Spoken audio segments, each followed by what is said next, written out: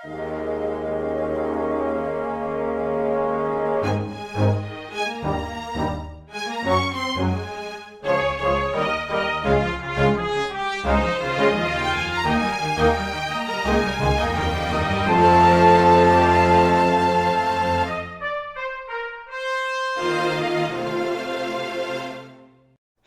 everyone, and welcome to the weekly manga recap. It is May 11 of 2022, and we're here to talk about the things that came out in these past couple of weeks. I don't know why I'm talking this way, but I've started and I can't stop. Woo! Reading manga. Oh no. Nick's gone insane. It was bound to happen eventually. You know what? We got a good run out of it, but now he's eating his own poop, and well, that's just not going to fly on YouTube. What if I ate my own poop, but I act the same way that I do about everything else that I consume for the sake of this podcast? Where I was like, it was like, it's okay. Like I've got like, look, for poop, it was like, it's fine. But look, we've been over this before. Poop's not really like for me. And for those people who really like poop, then I'm not saying anything against that. You can like it if you want to, but it's just not for me. But I guess this particular stool was fine. So yeah. Every time we try to have it's like a normal conversation for the most part, and then you're like, gotta hurry up. Nicole made a hot stew of poop for me. I had to get going. It catches you off guard. Like, it's been a couple months. I forgot you still like poop. Still doing that? No, it's just not something you stop doing. We get a Q&A question. It's just like, if you could have any food from a manga universe, what would you take? I'd be like, well, I think I'd try the regal mammoth. And you're like, the farty Takamura's poops, because they're really big. The regal mammoth's poops. I'll bet that they're really big. Oh, this is going to be delicious. All right, so now that we've the most immature we've ever been. Anyway, so that means okay. There goes the ad revenue from YouTube. Thanks, guys. Okay, so real quick, I just want to give a special thanks to Credo Prime, who, when he's not making us digest bad yaoi manga, also works as, I shouldn't say works like it's a job, although based off how much he does it, maybe it is. He makes models, like Gundam model stuff, and he made one and sent it to me. It is of Machinedramon, the best Digimon. Hell and yeah! You can even like wave his arm a little bit, and you can open his mouth. Is the best. I love it. But if you poke it too hard, then he falls apart in the way that War Greymon sliced him up super easily. Like, you just rip the torso off from the legs, and it's real bad. I now know why Machinedramon hunches. Like, every shot you see of him is him like knees bent at an 80-degree like a 90-degree angle, or I guess even letter. It's because Machinedramon is not built to support himself, so you have to do that pose with the leg, or else he just fucking falls over. I mean, I kind of assumed that because A, he is a T-Rex, and B, he's got those giant cannons on his shoulders, so he better have the legs like directly underneath him to support them. Yeah. So it's good stuff. But thank you, Credo. It was greatly appreciated. Let's just run back Digimon Adventure, the Four Emperors arc, but instead of having it go down where it's like, all right, Metal Seedramon gets like an okay long one. 3 episodes, I think. Yeah. Yeah, Piedmon gets a bit at the end. Machinedramon is in and out in like 1 episode, and then Puppetmon is there for like 15 episodes. A small season. Instead, we have an arc where Machinedramon is the thing trying to manipulate Matt into breaking off with the group, but he's still a giant metal T-Rex with cannons on his back. Come on, I'll be your friend. Your friends don't respect you. You should turn against them. You're like, you've got guns on your back. Yeah, will you be my friend? They're walking to the forest like, where will we find where Machinedramon's hiding? Oh, there he is.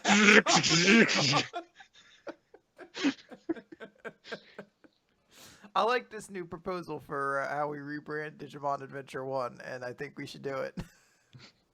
Yeah, no one else is going to redo a Digimon Adventure, right? And you know what? Yeah.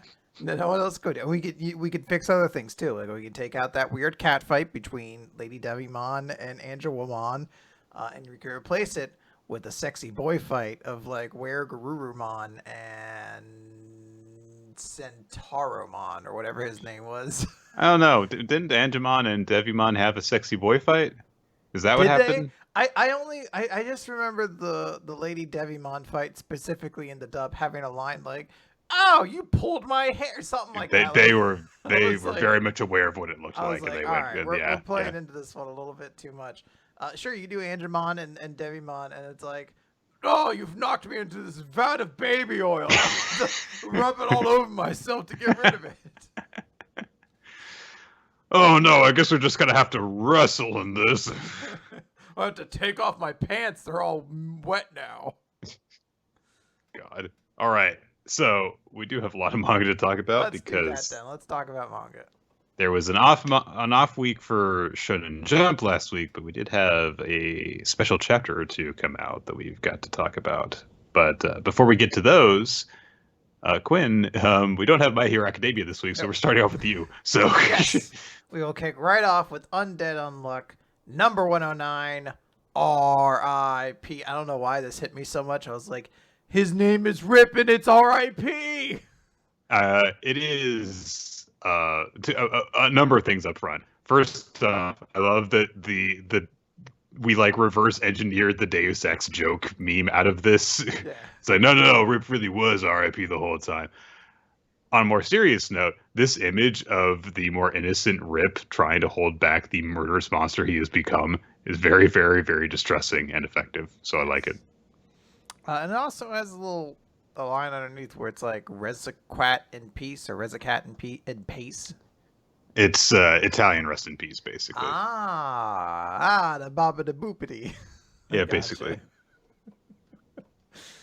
I don't know why every so often when I send someone a message now, I send it to them like with a line ahead of time that says imitating a bad Italian accent, and I'll just say the regular line, and then I'll put a bunch of chef's at the end. And that's how I get through boring text messages now to people. Like, bad Italian accent. I'ma be there at a 7. And 7 chef's kiss emojis. You'd be do it all in like proper English too. It's a bad Italian accent. I will meet you at the premium establishment. Oh no, it's all butchered. It's all like, I'm gonna be there at a 7. It brings me a lot of joy in times when that's hard to come by. All right. So we open up back in Rip's flashback as he's like, why? I didn't make any mistakes. Why did those stitches cause her to bleed out? Why didn't she heal? And Rip starts to like move the knife towards his own face. When Latla shows up, it says, don't, and slaps it out of his hand. But in doing that, she slashes up his eye, basically. And that's where he gets his signature scar. And, you know, Latla's like, my fortune telling reading stopped being accurate. You know, like, that the same probably went from my reading on the surgery, too. And Rip's like, it doesn't matter. Why would it? She's gone now. The cut in my eye is shallow, but the bleeding won't stop. So please just leave me alone. And, like, the blood is just pouring. And then Latla says something interesting, where she's like, I've heard about this before from a patron. A negation ability, a power that ignores the rules of this world and negates them instead. So, I guess there's a portion... I guess there was a sale of negators, right? I don't recall. Shakara? That's where we met him? I don't recall that. Okay. I honestly don't. But I mean, it makes sense that, you know, with all their connections from being, you know, connected to a wealthy family and having all of the, you know, celebrity involvement, that sure, Latla could have heard about this kind of thing from someone. So. Yeah. So we cut back then to the fight between Andy and Rip. Rip is basically just like, I've hit your lungs. That means your breathing's going to be reduced. You're going to be in a real rough spot. And Andy's just like, what the fuck? This is not the time for a falling out. There are way too many other things going on here right now. And we go back to the flashback where Rip's like, we live in a world with these sort of powers. There has to be something that we can do to bring back the dead. And Lala's like, there's an artifact that will allow you to jump to a new world and redo everything if you use it. Arc. Basically just explain how Rip started to learn about these things to begin with. We got back to the present where Rip's just like, I'm not going to die. I'll use your points, initiate the loop. And he's like, I see they've reached your brain. You know, you become too acquainted with my unrepair powers thanks to our previous battles. So you won't be able to break the rules any longer by just like not understanding them, which is the way Andy kind of got around them before. Now he knows enough about the rules that he can't really just like be like, is it really healing myself to cut off my own head? Question mark. And Rip feels confident. He's like, all I need to do now is to land one blow on your brain. So we have no choice but to fight. And Andy, you know, manages to kind of get out of it. He's like, all right, if it's going to be this, it's all or nothing. He does a big attack. And he's just like, look, sorry, bud, but I got something I can't give up either. And his text box has gotten all crazy. And Rip's like, wait, did he just fuck with the wound on his own brain? Did he just fuck that up? And he basically, like, fucked with his brain so much he's so unintelligent now he doesn't understand what he's doing, which is kind of an awesome way to do that. You know too much about how my abilities work. Well, I won't if I become dumber. Ha ha! Checkmate. So he does all that. Horsey finger. Rip's like, shit, that was my advantage. It's gone. How am I going to land a fatal blow? What should I do? And then we cut back into a flashback. But this flashback was like 10 minutes ago, basically, of Rip being like, hey, I see Undead. I'm going to fight him and take his points. And Lotla being like, why are you doing that? No, wait, hold on. And him just kind of hanging up. And he's like, this is it. My last chance. I'm going to finish this. And Andy does a big dead road attack. And it's like, uh-oh. Rip sees his life flashing before his eyes. He sees the potential future disappearing before him. But who should show up but Lotla, who redirects the blood using her negator ability, which we still don't know the exact thing for. We don't know how it works yet. Also, what's with the bike? But well, she's had this weird bike artifact before. She's read that before. Maybe the bike's what's doing it. I don't know. It is her. I believe it is her. She's had the ability to redirect attacks by predicting they'll hit, because whatever reason, she's always wrong now. Her fortune telling is part of her negating. So she just basically gets Rip to get on. They fly outside to have a real quick powwow, and she slaps him in the face and says, you're always like this. You always make decisions on your own. You always take things upon yourself. You always try to keep me from being involved. And when you cut off your legs because you said it'd make you stronger, when we joined under, when we fought against Autumn, you always try to leave me behind. If it's okay for you to risk your life for the person you love, then let me do the same for you. Let me put my life on the line for you at the very least. And he gives her a big hug. Very sweet sentimental moment. Also, potentially her just announcing her feelings for him in a pretty public way. I do appreciate that it's one of those things that's like, okay, that seems like a confession, but it's also not just an out-and-out one. Yeah. And also, it's done in a very poetic manner, I think. Yeah. So, so we cut back, or we see Lotla's eyes kind of narrow, and she's like, look, I have an idea. I don't think this is going to work on him twice, so we got to do it. And she, they fly back in. Rip's getting ready for an attack. Lotla gets behind Andy and grips herself against his head. And she says, you won't hit him. I guarantee it 100%. Do it now. And Rip is very sad because he knows what's about to happen. But he steels himself. He shoots out his blade. And it goes straight through Andy's brain and out through Lotla's back. And special beam cannon style for Dragon Ball Z. So exactly. And as she goes down, she says, just you wait, Layla. Your dashing prince is coming to save you. Well, I mean, if we're definitely setting up to go in an arc, like the next thing that's probably going to happen in the series is going to be the time loop. So it does make sense. Kind of everyone is a little disposable at this point in time, more or less. But it is definitely still like a very. I mean, hell, Fuko's been dead for a few months. Yeah, so. It is definitely like, but it is very visceral when you're just like, oh my god, Latla, no! Especially when we still don't know her actual negating ability's name, but I'm sure we'll discover at some point. Or maybe they'll come out with a light novel that can enlighten us. Yeah, it'll be called Untelling. Yeah, there you go. Because we're unrevealed. Yeah, we're unrevealed is a good one. We're negating revealing things to you by revealing them, I guess. Yeah, that's how it goes. Machinedramon gives this chapter 3 claws here and 3 over here, so a 6 out of, I guess, 10, unfortunately. But this is as high as his hands will go. Oh, okay. Well, it's a shame. Yeah, but he makes the rules, you know? Yeah. I always said that Machinedramon was a notoriously harsh judge, so... He has strong opinions, and I think that's what I appreciate about him the most. No giant mechanical T-Rexes. Only one. Me. Yeah. This is a very exciting chapter. I love the pacing of it, and how it goes, and how it's like, yeah, okay, Latla's dead now.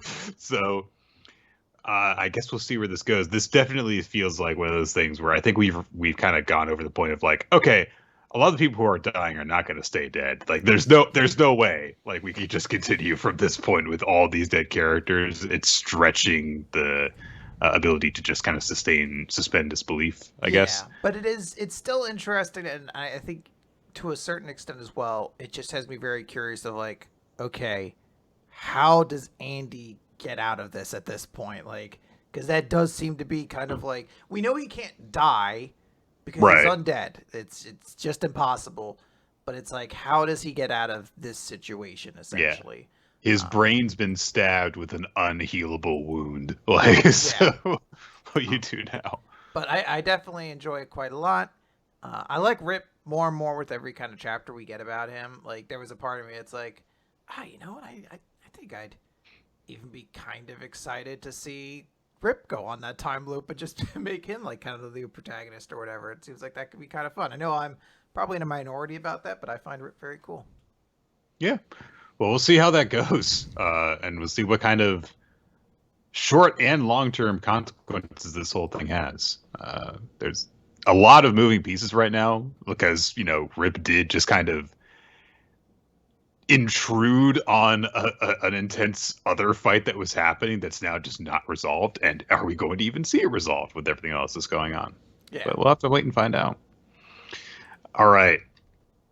Let's move over to Kaiju number 8, chapter 61. We get a flashback for Iharu, and we get to know him a little bit better, besides the fact that he just has shark teeth and a cool hairdo. And as it turns out, yeah, Iharu was a prodigy, basically, as he was coming up through the ranks in college and preparing to join the Kaiju Exterminator ranks. It was like, okay, you know, he would absorb everything that he studied very easily. He would become physically stronger every time he trained.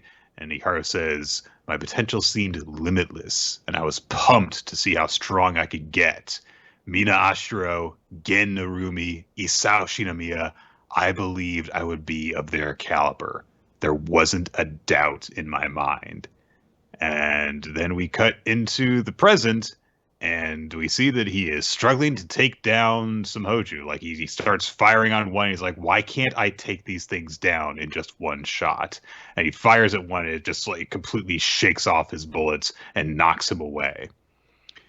Some of the people who are observing, including their division captain, says, I guess we'll have to keep tabs on him too. And they warn him, saying, hey, don't overdo it. Sometimes you got to fall back. And Iharu is just feeling sorry for himself. And he says, my luck started to run out after I enlisted. My marks have come to a complete standstill.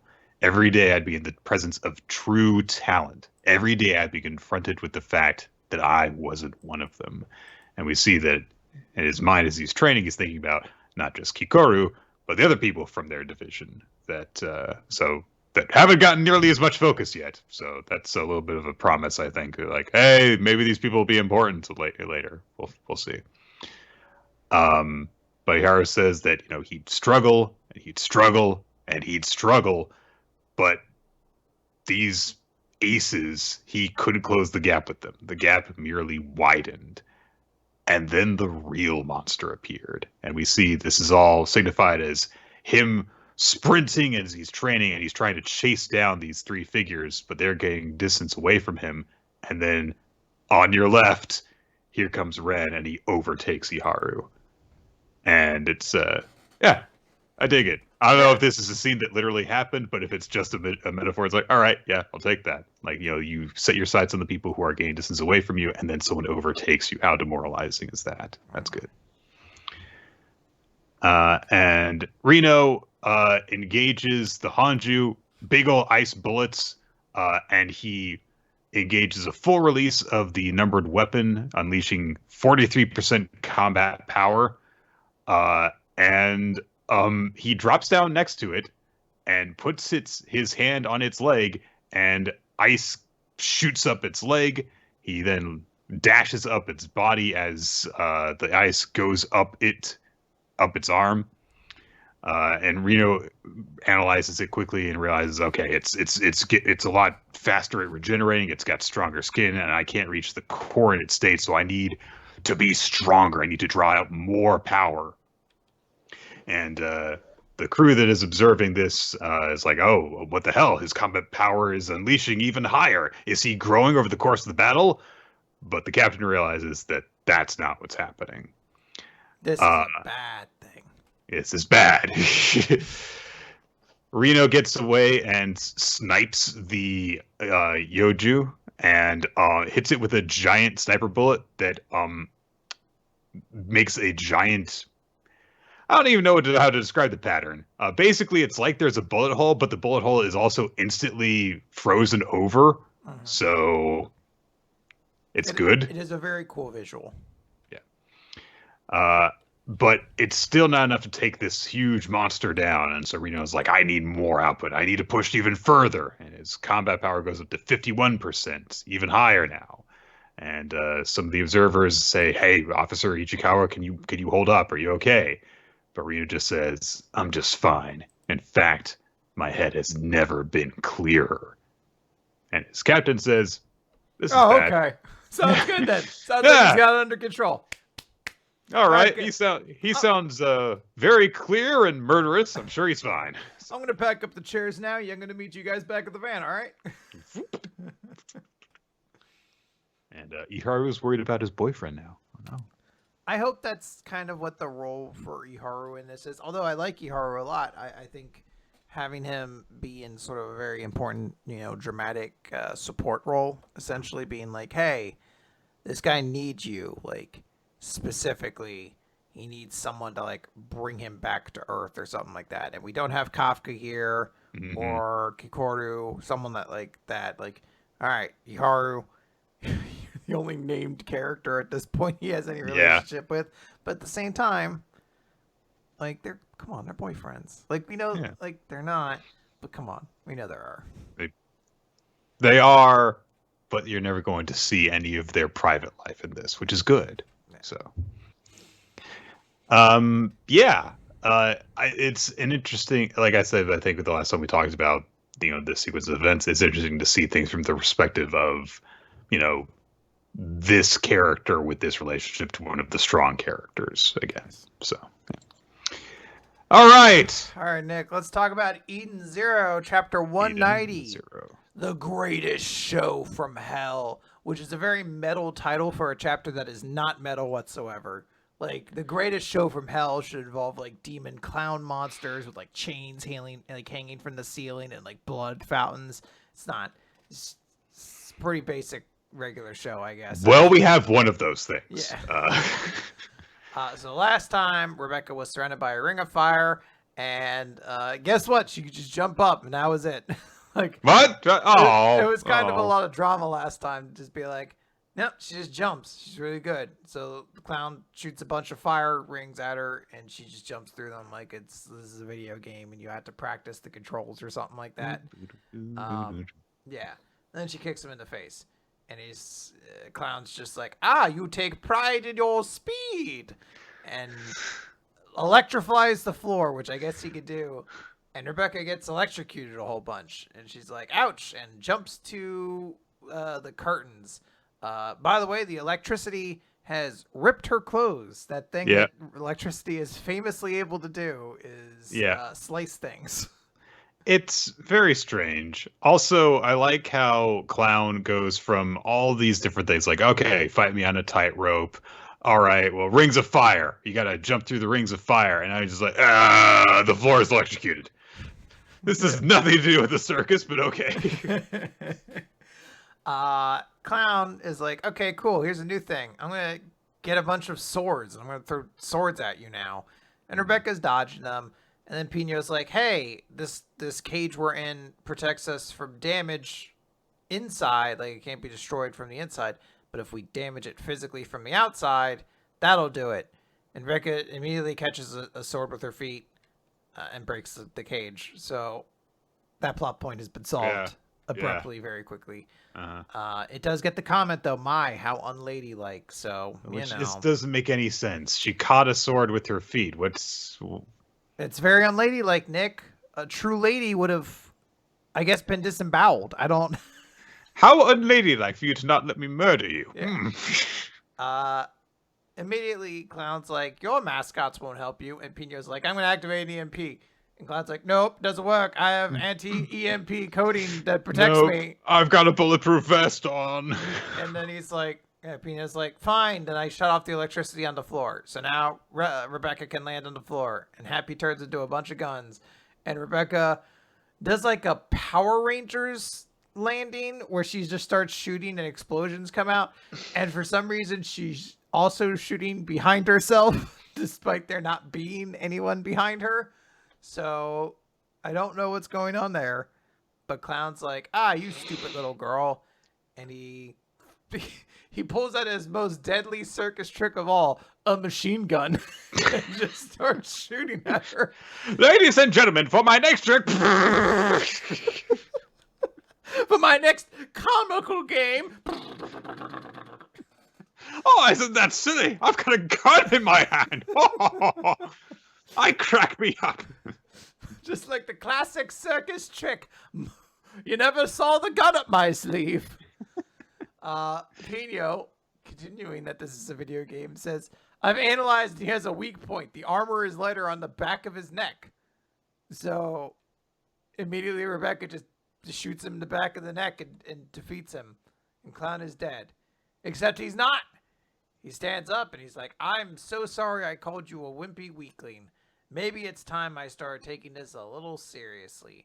And he activates Nightmare Clown. Dun, dun, dun. Now he put on a jacket and his chin's big. He's an evil clown now. And he says, pleasant nightmares. And Rebecca starts getting sucked up into a mist. And she just disappears. And that's it. Clown says, bye-bye. And the mist disappears. So who knows what happened. It looks like Rebecca has been sucked into a nightmare.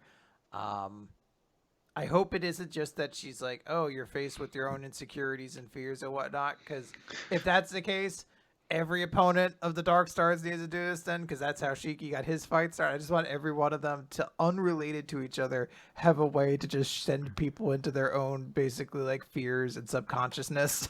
And then they have a discussion about it after the Korean Zero have beaten them all. It's like, oh, what happened? Oh, I showed them their greatest fears, and then they overcame them and beat me. Oh, I did that too. What, you could do that? Yeah, I have this special mist that like turns people into like a dream, and then they could break out of it if they overcome their deepest insecurities. Oh, I just have a simulation that does that. Oh, I use illusions to do that. Wait, so we just all did the same thing? I use shadow puppets.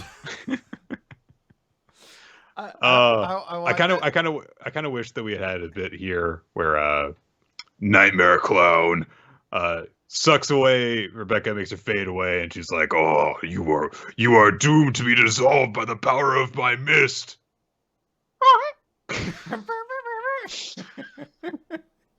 Sorry, I don't know how to turn that off. Anyway, I better go help my my crewmates. He starts walking away. Oink, oink, oink, oink. You were supposed to get sucked up by the mist quicker, but I do have places to go, so ignore all these things. Or pie hits him in the face. Waka waka. All right, I look. This is taking me too long. I'm gonna get in my car. It starts stalling. He's like, "Oh, come on! I just filled this with gas." Oh. God. All right. Yeah, that was. He's like, "I guess I'll have to take the jet," and he just opens an umbrella and starts. Oh man, yeah, great chapter of Ian Zero. What an entertaining character. There's so many better ways to make a clown character. All right, so let's move on, I guess. Yep. All right. Akane-banashi, story 12. Akane-banashi. Yeah, Akane-banashi. It's a color page for the series. Yay! It's always a good sign. We'll see if that continues to hold true for the series. I hope so. All right. So we get a continuation of the story that was begun in the last chapter, where the teacher that is trying to get Akane to do career surveys and stuff is going to be attending a performance of Rakugo. But before that, we get a flashback. It turns out she's Kirisu. Remember that those 1 or 2 arcs of We Never Learned, where Kirisu was like, "No, I'll discourage them from following their dreams because it's not responsible." It's like that, but way more economical, because this is not a main character that this is happening with. So, and we see that she had this big moment where she happened to see a former student of hers on a news report one day. He had told her that he wanted to be a comedian, and so she rooted him on. But it was clear that he had quit very shortly into trying to do it, and it was now just scraping by in odd jobs, and he was just tired and unmotivated now. And she felt really guilty as a result of this. And so she thinks to herself, look, the students get to decide what they do next in their lives, but maybe there must have been some way that I could have helped him beyond just saying, yeah, do that. And I could have told him what I thought, even if it led to an argument. I have to be responsible with what I say. That's what I tell myself. And we pick things up in Akane's performance. And she tells this story of someone visiting a priest at a Buddhist temple. And he doesn't feel well, so he goes to see the doctor. And the doctor says, do you have tenshiki? And the Buddhist is like, no. Tenshiki wrong with you? That's not what the joke is. That's not it. Tenshiki kiss me? I don't know. Yes. 5. That's my answer. Yes. So the priest is just like, no. And the fact, basically, the priest doesn't admit, he doesn't know what tenshiki means. And so, but because it's, a serious matter, it's like, okay, a doctor just asked me this regarding my health, so he has to go and find out about it. So he goes to a kid and is like, hey, I gave you a lesson about tenshiki, you remember what it is? Oh, you don't? Well, you better go and remind yourself about it. And the apprentice goes to find out about it, and he just talks to the doctor. And the doctor's like, oh, it means flatulence. And the boy's like, what? Farts. Farts. It's like I'm like, this comedy is brilliant. I'm just in the theater. I'm in the room laughing like fucking Robert De Niro and Cape Fear. Just like, farts. There is definitely something about the matter of factness with which the doctor says it's farts. It's just like there is something that is kind of amusing about that, even when it's just written down and you see like the people in the eyes be like farts.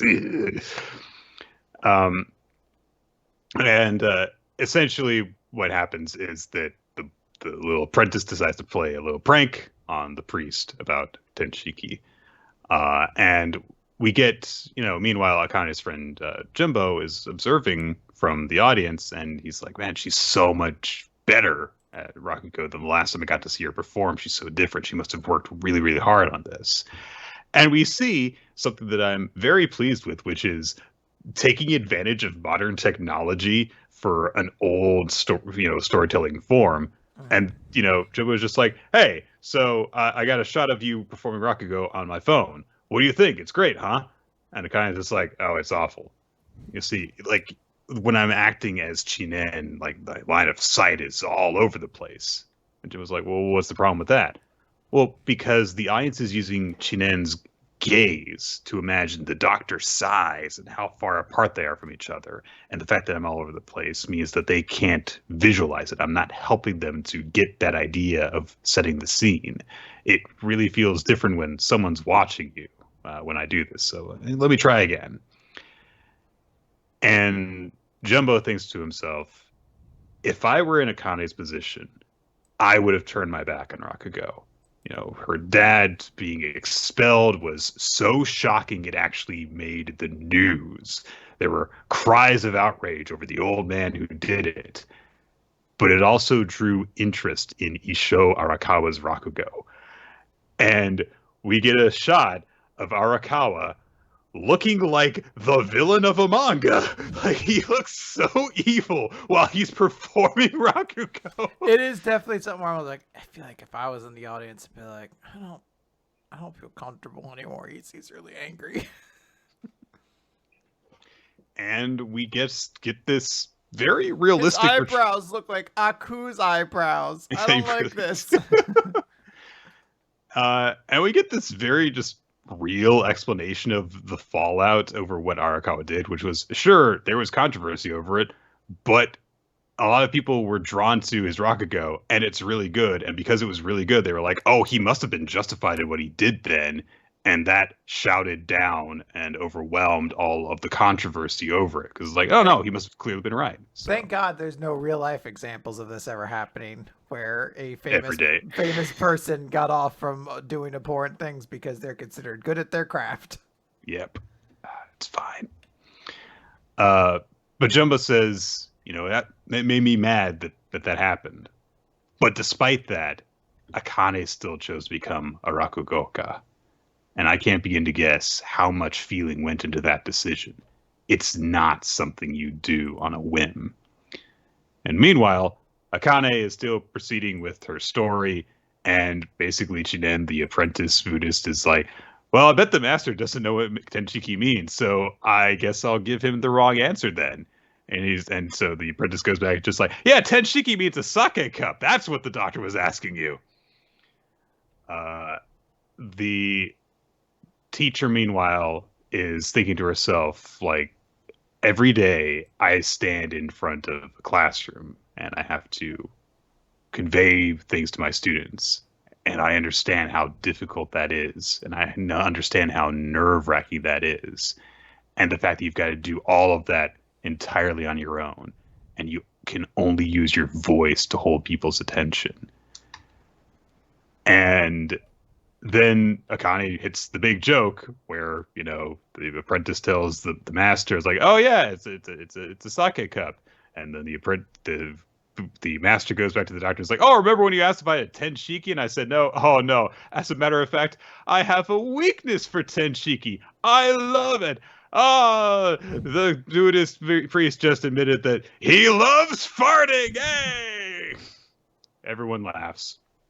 And the teacher is just like, I can't believe she made her audience laugh. That's insane that she can do that. That's not something you can just do in just a day. And I think that I saw him in Akane, referring to her former student who tried to get into comedy. I thought she was only indulging in a dream. Choosing a career in something as obscure as Rakugo, I can't sign off on that. But she admits to herself watching Akane's performance, you were right all along. And she also admits, I still have a lot to learn too. And we see, hey, look, Akane's on stage and she's happy. It's really nice. And to draw things to a close on this little story, Akane goes back to the teacher for the guidance counseling session, and she has filled out her future plan survey by just writing Rakugoka across all 3 rows. It's like, this is what I'm going to do. Going to all those schools, the Rakugoka school, over and over. And she even says, like, look, I'll sit through all the guidance counseling you want to give me out, but I've got to do this. And her teacher asks if she's, worried about what this could do. What could this mean? Because it could limit her potential careers. And she also says, look, the path that you're pursuing, it might end up hurting you. Are you okay with that? Are you not worried? And Akane just says, no, I'm not. So she accepts Akane's survey sheet and is like, yep, that's fine, which actually shocks her. And then she says, wait a minute, I knew it. You were at the Rakugo Cafe yesterday. But in return for the flyer that she got before, the teacher gives Akane a flyer, which is for a Rakugo competition for students. They sent one to their school. And she says, hey, it can't hurt to have another feather in your cap, right? So why don't you enter it? Especially because the head judge is none other than Isho Arakawa. Oh, she's going to meet the asshole for the first time in 12 years, however long it's been. So it's been a bit. Yeah, I mean, that's a crazy little, I don't want to say twist, I guess, at the end, but story development of hey, yes, this is a very good thing for you to probably do, but hey, it's going to lead to you confronting your nemesis a lot sooner than you maybe were thinking, which is always an exciting prospect in these sorts of stories. And the content of the chapter was just really good. I like the guidance counselor kind of making that connection of yeah, I know what it's like to stand in front of an audience and understand how difficult it is to actually convey things. How difficult it is to not have the nerves and have that presence and everything like that. And she's succeeding at that at her age. That's great. I like giving a little bit, I don't know if it's insight into Jumbo per se, but showing his relationship with Akane and how that helped to kind of fuel her, I don't know what you'd call it, refinement of her own craft, little details like that. And then I do just love, even though it's kind of the joke of why does this guy look so evil? I do really love the 2-page spread where we see Arakawa just fucking I don't know, just executing away. You're like, okay, this guy's very good. But based on the way you drew this, I could see he is very, very good. Yeah. I also love that we have the moment in the flashback where Akane is commenting on, it's no, the line of sight is all wrong, and you need to get that right so that the audience can visualize the sizes, the heights, and positions of the 2 people. And just before that, you get that moment where she's acting as the doctor and she's acting as the apprentice, and she's drawn at 2 different heights so that they're looking up and down at each other. It's just those touches. It's yeah, I see what you're doing. That's great. So it's very excellent. Yeah. It's good stuff, Akane-banashi. Hell yeah. Also good stuff. Blue Box. Blue Box. Chapter 51. This is just right. Oh, it's about the beds in Goldilocks. Is it? Sure. Is that what this chapter is about? I don't know. Why not? I don't remember what happened, Nick. Until we get through this chapter, I'm going to be yes, I did read this. I do not remember it. It's not a super memorable chapter. Well, it does have this goes for every chapter of every series this week, where I'm just oh yeah, I did read this. There's a few moments, though, that are important in this chapter. So we see just kind of a bit at the beginning where Taiki is rushing around trying to do a lot of stuff because, of course, he is his class president. He's got to take care of these freaking things. And then he's kind of late for badminton practice as a result of that. And then his senpai Nishida comes over and is look, I know how hard it is. Time's limited and you can never get it back. But now that you've been tasked with the job, you have to fight hard within those limits until it's done. And my job is to lead you through every last practice. And you can count on me. And Taiki's like, oh, Captain! Ah! And everyone's like, man, ever since Nishida became the captain, he's been trying so hard to look cool. Which does definitely remind me of, I forget his name from Haikyuu. I mean, Daichi is the past one. Tanaka, or no. Fuck, I forget the guy who's supposed to take over. You mean the one from Karasuno, right? Yeah. Well, the guy who from the very beginning is like, praise me as your senpai because I'm looking after you so well. That's Tanaka, who's just like a second-year senpai. Tanaka right. And oh god, what's the libero's name?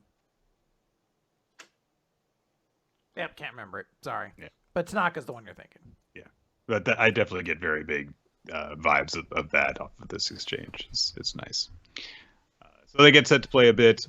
There's also a moment where afterwards where Taiki is talking with a middle schooler, because a lot more schools in Japan have like united like junior and senior high schools. So he's talking to someone from the junior high division and giving him advice on like stuff, which is a nice moment for him to have. And then the guy walks off. It's like, oh, thanks, Inamata senpai. And Shinatsu happens to come by when he's saying this and leaving, and she's like, Inamata senpai? That sounds so weird to hear someone calling you that. And she just like repeats it occasionally during their conversations. Like, it's so weird. And then they talk about, it's like, oh, it's kind of weird, to see someone like, see how much like you looked like an upperclassman in that moment. And Taiki's like, well, that's just because like first year junior high kids are so short. And then they start talking about like, well, we used to be that tall though, and we just got bigger,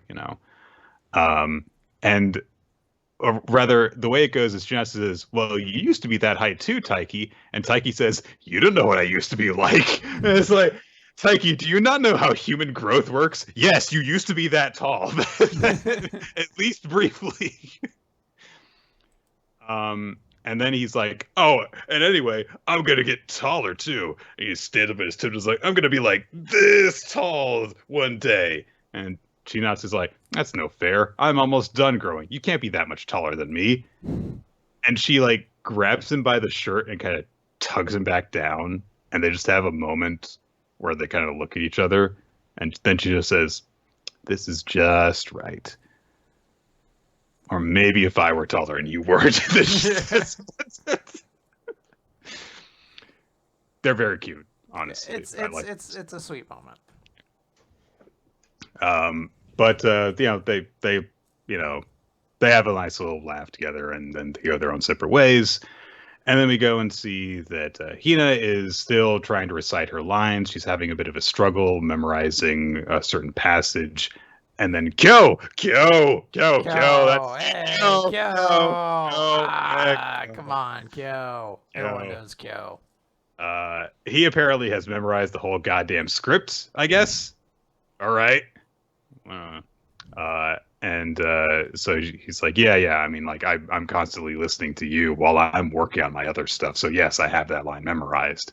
And he was like, well, why didn't you take on an acting role? And Kyo says, I'm no good at a cheesy romance like that. Okay.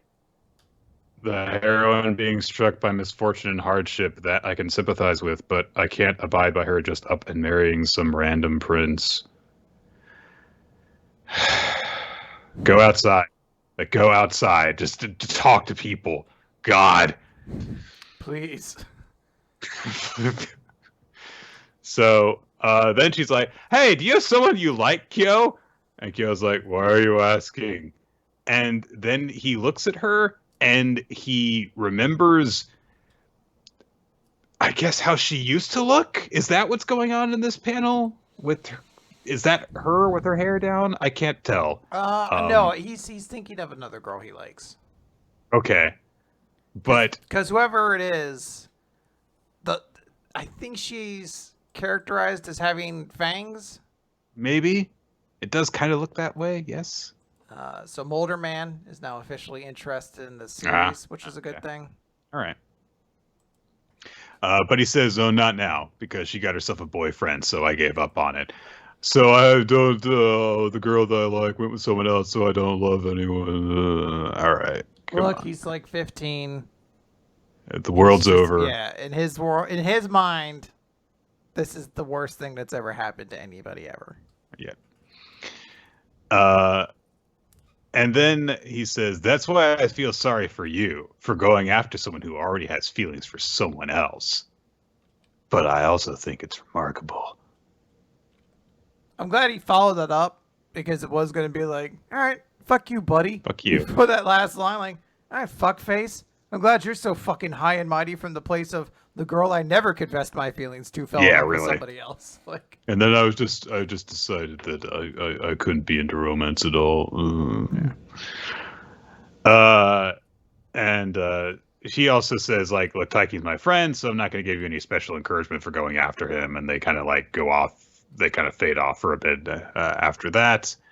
And then we're kind of left with her on her own, and she's like, oh, God, this is annoying. I've got to go and do an errand for the class, even though I've got an important role in the play. Yep, life sucks. Get used to it. So, damn. Guess what? Every day after this is going to be a little worse than yesterday. That's just going to be how it is, and then you'll die. She gets to the career counseling office, and she comes across Chinatsu, who is making some scans. And they say hi to each other. And Chinatsu's like, do you need to use the copier? I know, you can take your time. You're putting on a cafe, right? Yeah. By the way, I told Taiki I like him. Boom! End of chapter. That's a big moment. That seems pretty big. So it's been a little bit over a year that Blue Box has been running, and I will admit it's nice that, you know, there's like a pace for these developments where we don't just like keep them from ever progressing forever.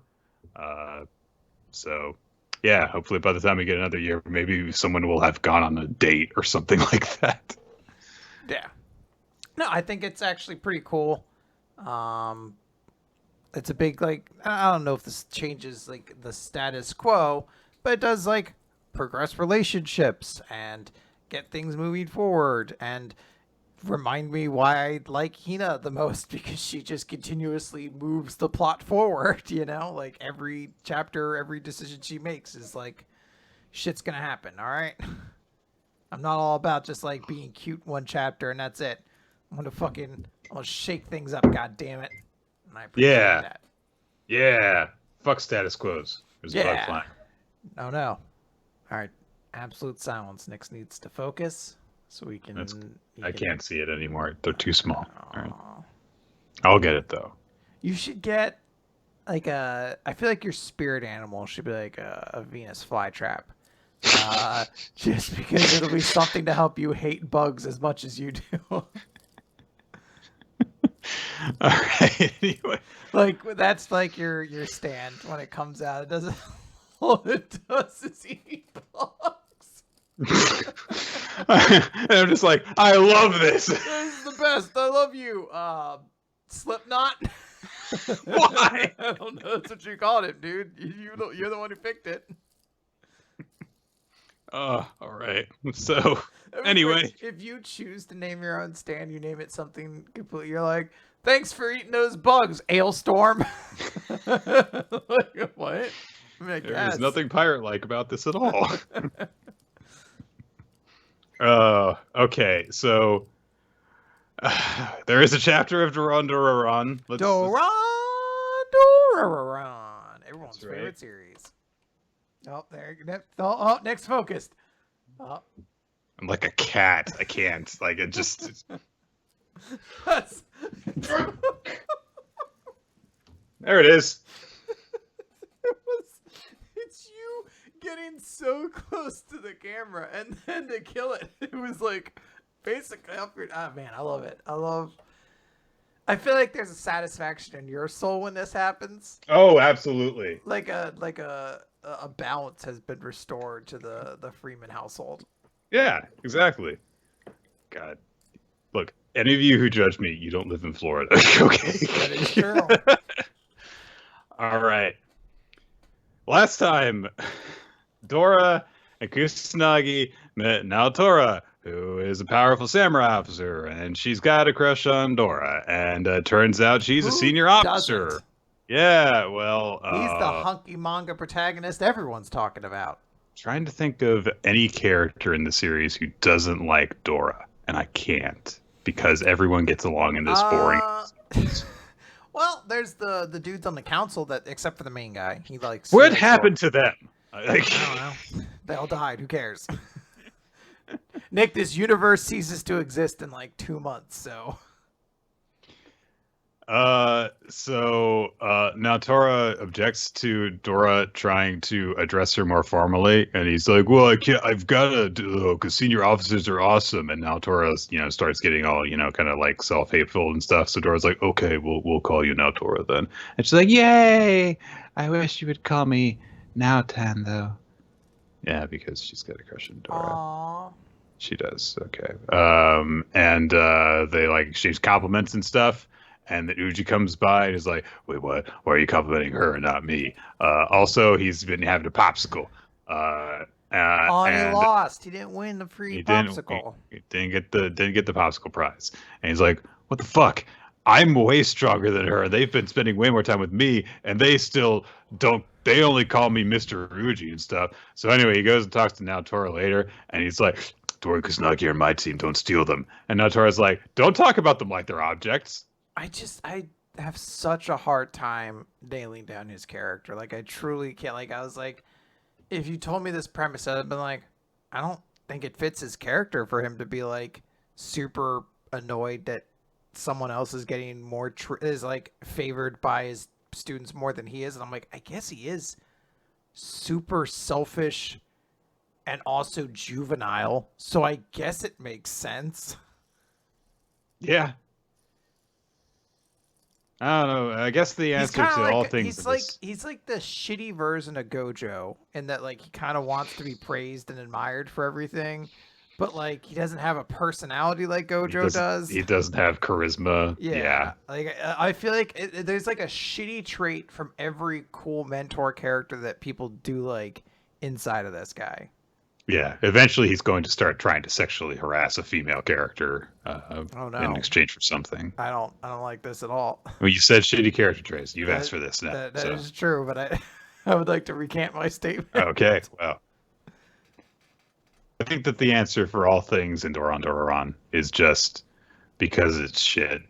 And it's like, why are you? Because it's bad. That's why things happen in this. That's why, because it's just bad. It's like, so they start arguing over it, and they're like arguing over the fact that Uji just wants people to praise him, but Naotora says, well, you don't care who praises you as long as someone's doing it. And she's like, I want to work with Dora, and I'm not going to stay away from him, and she runs away. Anyway, she goes to visit Dora the next day. It's super early. She knocks on the door, and Dora comes outside. He's like, quiet! Which is very surprising, actually, because like Dora's like never acts this way towards anyone. But it turns out it's okay. It's okay. Look, there's no problem, guys. There's no problem. No one's actually upset about anything. No one's actually done anything wrong. Dora just needs his beauty sleep, and he woke up too early. And when he's sleep deprived, he gets a little cranky. And Kusanagi immediately comes outside and explains all of this, and everything is fine. While Dora's asleep, so he's no longer angry. And Kusanagi's like, he won't even remember this later, so don't worry about it. And Naotora's like, oh, okay. And then Kusanagi's like, I'm rooting for you. And she's like, well, what do you mean? Oh, because you've got a crush on Dora, right? Well, I love Dora too, and I want Dora to be loved, so I'm rooting for you, and you're nice. And they shake on it because no conflict can ever happen in this series. See, it makes sense if there was some sort of jealousy between these two people, but no, we couldn't have that because everyone's friends in Doron Dororon. Everyone's friends. Except the bad guys who die really easily. And then she's like, I made some rice balls and they're homemade. Do you want them? And Kusanagi's like, yeah, but Dora doesn't like pickled plums, which has her nervous. And then they go out and they go jogging and training. And other samurai are like, oh man, it's that one Mononoke guy with Officer whatever Naotora's last name is, and she gets embarrassed because like, oh my god, did they think that we're dating? No, they don't, but that's sort of thing. They train and then they have a lunch break. Oh, and I made rice balls, and Dora goes for them, but she tries to warn him like, wait, that one has a pickled plum, and Dora's just like, it's delicious, thanks. And she's like, but he hates pickled plums. Which is like, oh, yeah. Dora's a nice guy. Isn't that nice? He ate the thing that he normally doesn't like, but it was from someone that he respects and cares about. So he's like, it's delicious. Isn't that sweet? That's actually a nice moment. They go to train with Uji because we have to stop the character conflict immediately. So they'll just all train together, and they also train with head guy. Uji's still creepy and grumpy about it, though, because he's Uji. And then they go back home after that, and they have some dango from a stall. Dora says, "Oh, you're so inspiring, Tora," and she spots someone spying on them. Oh, there's a figure in the shadows who wears. The little monster thing eating the doyaki or whatever? He has no hands. He doesn't have lips. It's like in his mouth, but it's also not in his mouth because it's hanging out. Like I think he's just. Yeah. I don't know. I feel like he just inhales the spear a little bit further into his mouth to eat. Maybe it's bad character design, and the author didn't think of that, so they just didn't draw the thing making it physically possible, and thought, "Who's gonna fucking care?" Fair enough. Anyway. Oh, look, another scene. Oh, it's an elephant-trunked Mononoke guy coming out of a torii gate. Ooh, he appears. It's like, oh, I'm in the human world now. His name is Dosan, and Kanbei is there to greet him. And Kanbei is like, I'll guide you, Dosan. And Dosan's like, ooh, there's so many humans around. And a figure says, raise as much chaos as you like. And Dosan looks down and says, what a strange person. He's human, so why would he bring a Mononoke here? And oh, look, it's a human figure in face wrappings and stuff. Who could they be? I'm gonna say it's the main dude from the Samurai Squad people, the old guy. Sure, why not? It's the only character it could be that wouldn't just be a new character, right? Right. Good chapter. Great development. I feel like we've come to love everyone a little bit more, and truly we are the richer for it. Let's move on to an extra special chapter of Magu-chan. Oh, sorry. I erased the last 5 minutes from my brain. Okay. Good job. So, guys, it's Magu-chan God of Destruction. We did get advertisements for this some time ago. And hey, here it is. Bonus chapter. The Boy's Mad Love. And look, it's a color page with everyone hanging out. Is Naputaku. That's the boy. It's about Naputaku's mad love. I mean, Naputaku is the first person we see in this chapter. I stopped there. I was like, I saw other characters. Don't need this. I'm just reading the chat. I just read the panels with Naputaku in it. Naputaku has gotten some coupons for Marinoya. And he's like, oh my god, 1,000 yen coupons! Oh, I can buy so many things to help with my cooking and shopping! Yay!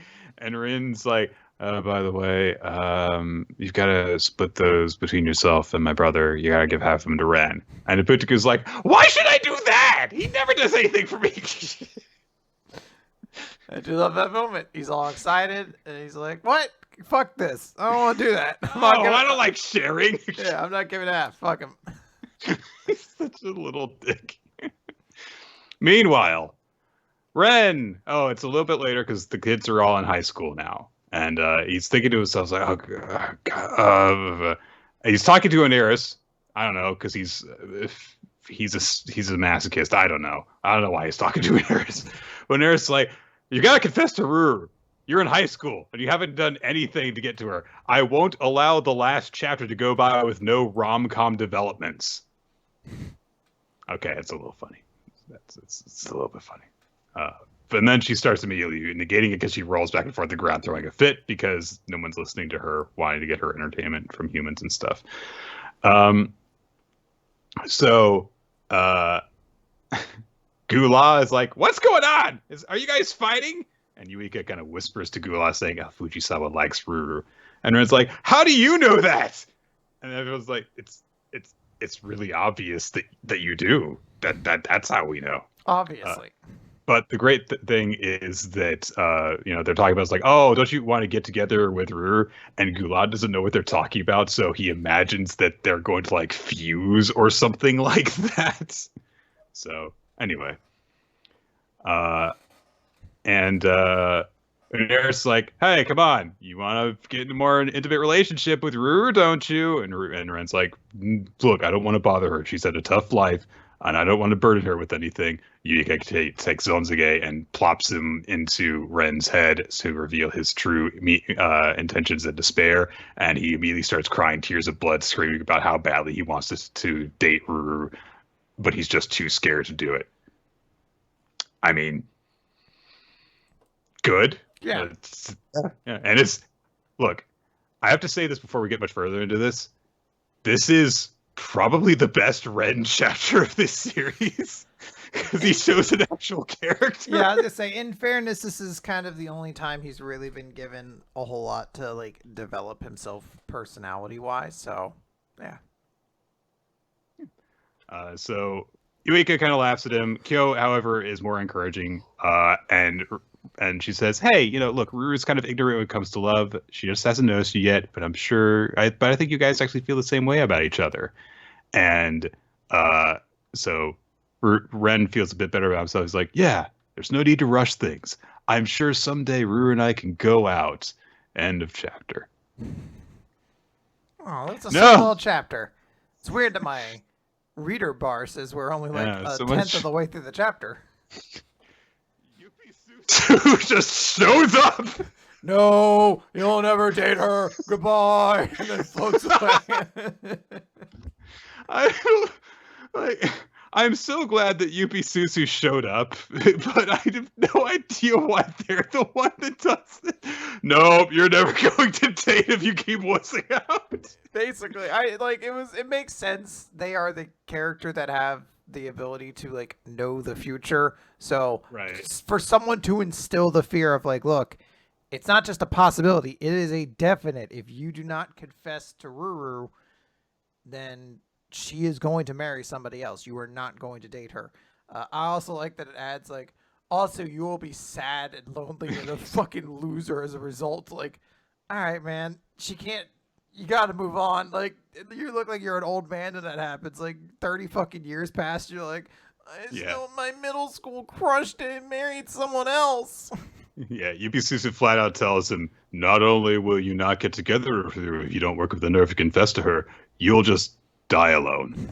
And sulk. It'll suck. You suck. Goodbye.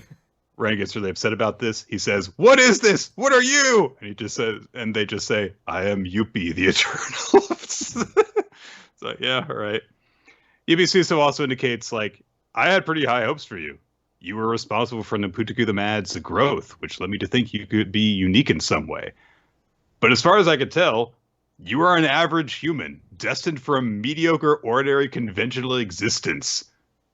I mean, I'm glad that the series just flat out said is like, yeah, Ren's just kind of a boring, normal guy. Yeah. So, yeah. But Yubi Susa says, I am merely an observer. I do not know how to change the future. You must reel in the future you desire with your own hands. You who bring change to the paths of others. Fujisawa, Disciple of Madness, which is a pretty cool title. So Ruru realizes, like, okay, I've actually got to confess to her. Ren rather realizes he's got to confess to Ruru.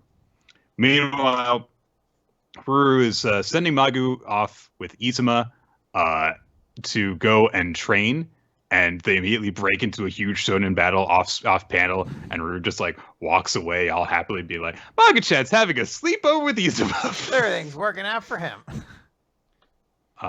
She comes across Seira, however, who's kind of like spying on proceedings, and she's looking upset, and she tries to claim that she's on a secret mission, but then Initsi comes out and says she missed her chance to say something to Izuma, which is that she wants to go shopping with him, because Izuma only ever wears the same uniform, and Seira's like, you should be wearing cooler clothes when we're out in public.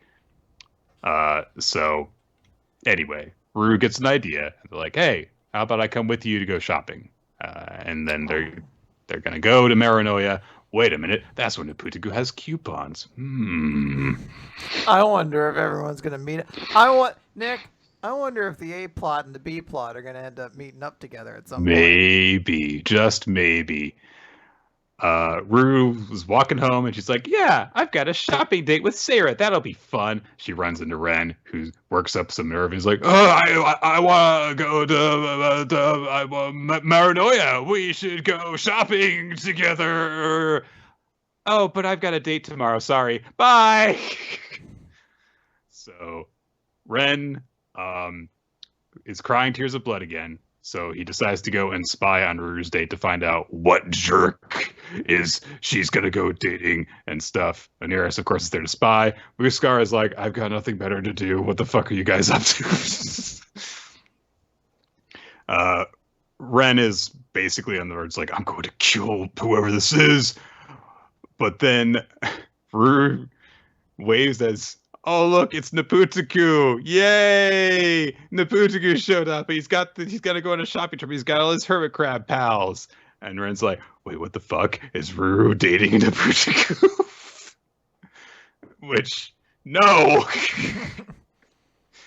And Neputigu's just like, look, young lady, I got a bonus. Don't tell the boy.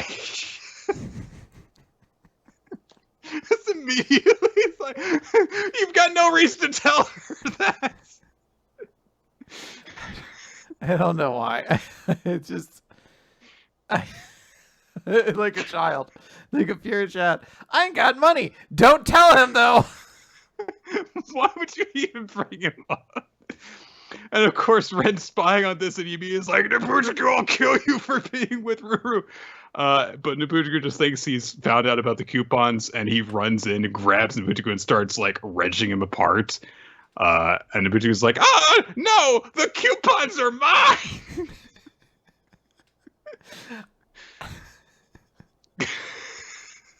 I don't know.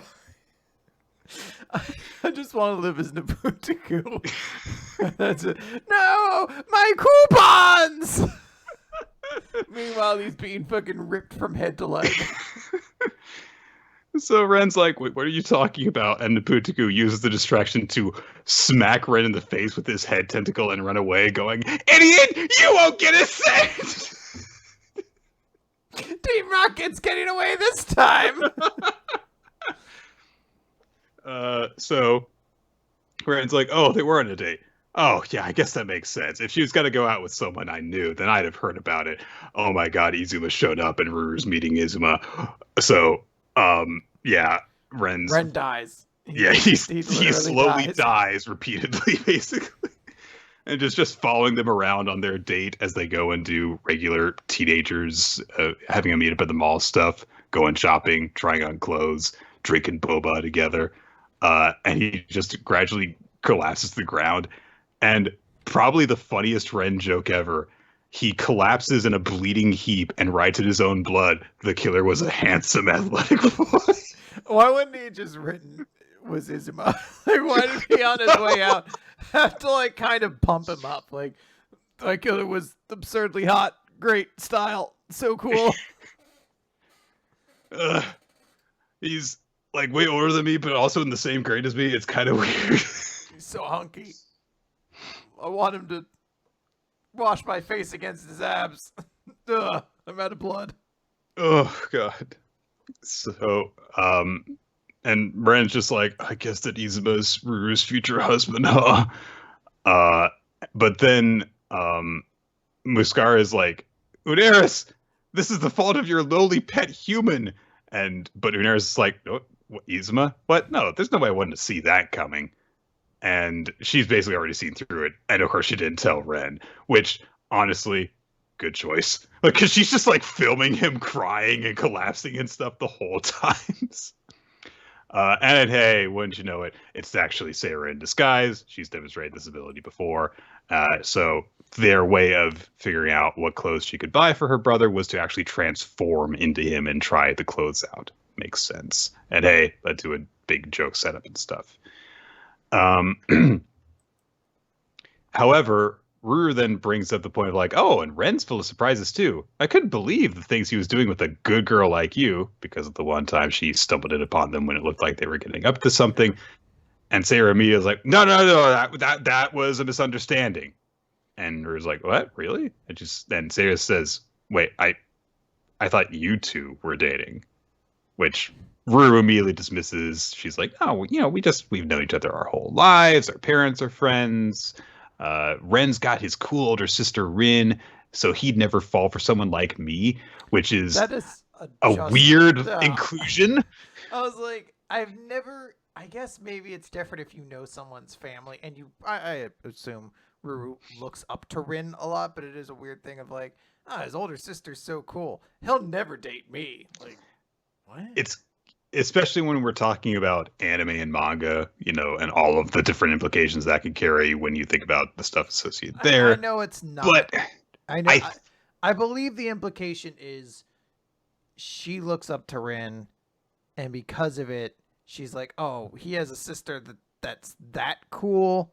He won't even notice somebody like me. Or like, he's got this female figure in his life that if he compared us, I would never seem good, and so he wouldn't seem as appealing. It's just the way it reads is like, what? Yeah, it's a bit odd. And we see that when we flash over to Rin, that Izuma is hanging out at their place with Magu.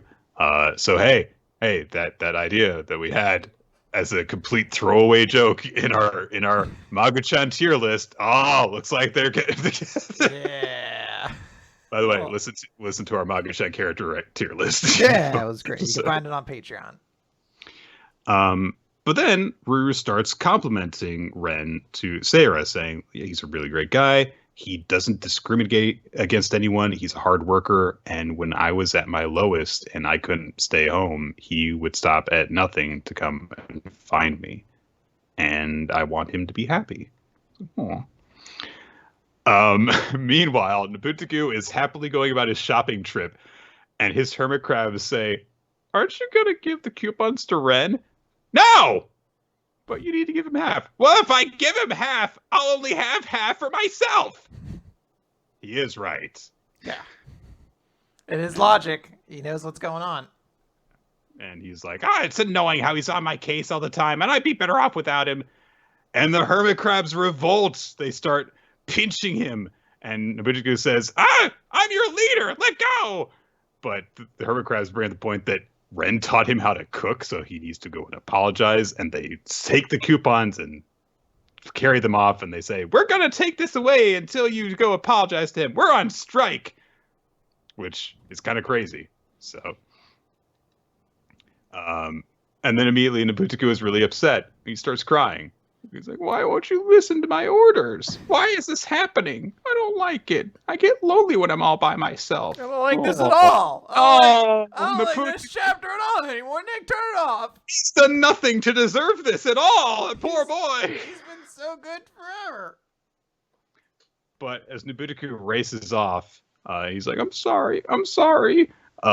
He stumbles across Ren, who is still collapsed, quote unquote, dead. And he's like, the boy! Oh no! Speak to me!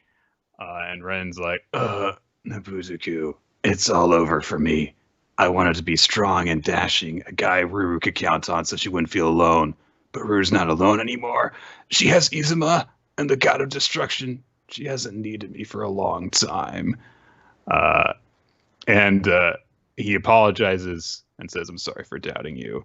And Nobutaku says, No, I'm sorry for taking the coupons. A guy you can count on? You already are one, and I'm counting on you. You gotta teach me more about cooking, and I'll go running with you every day. You are strong and dashing. Cheer up. Don't die.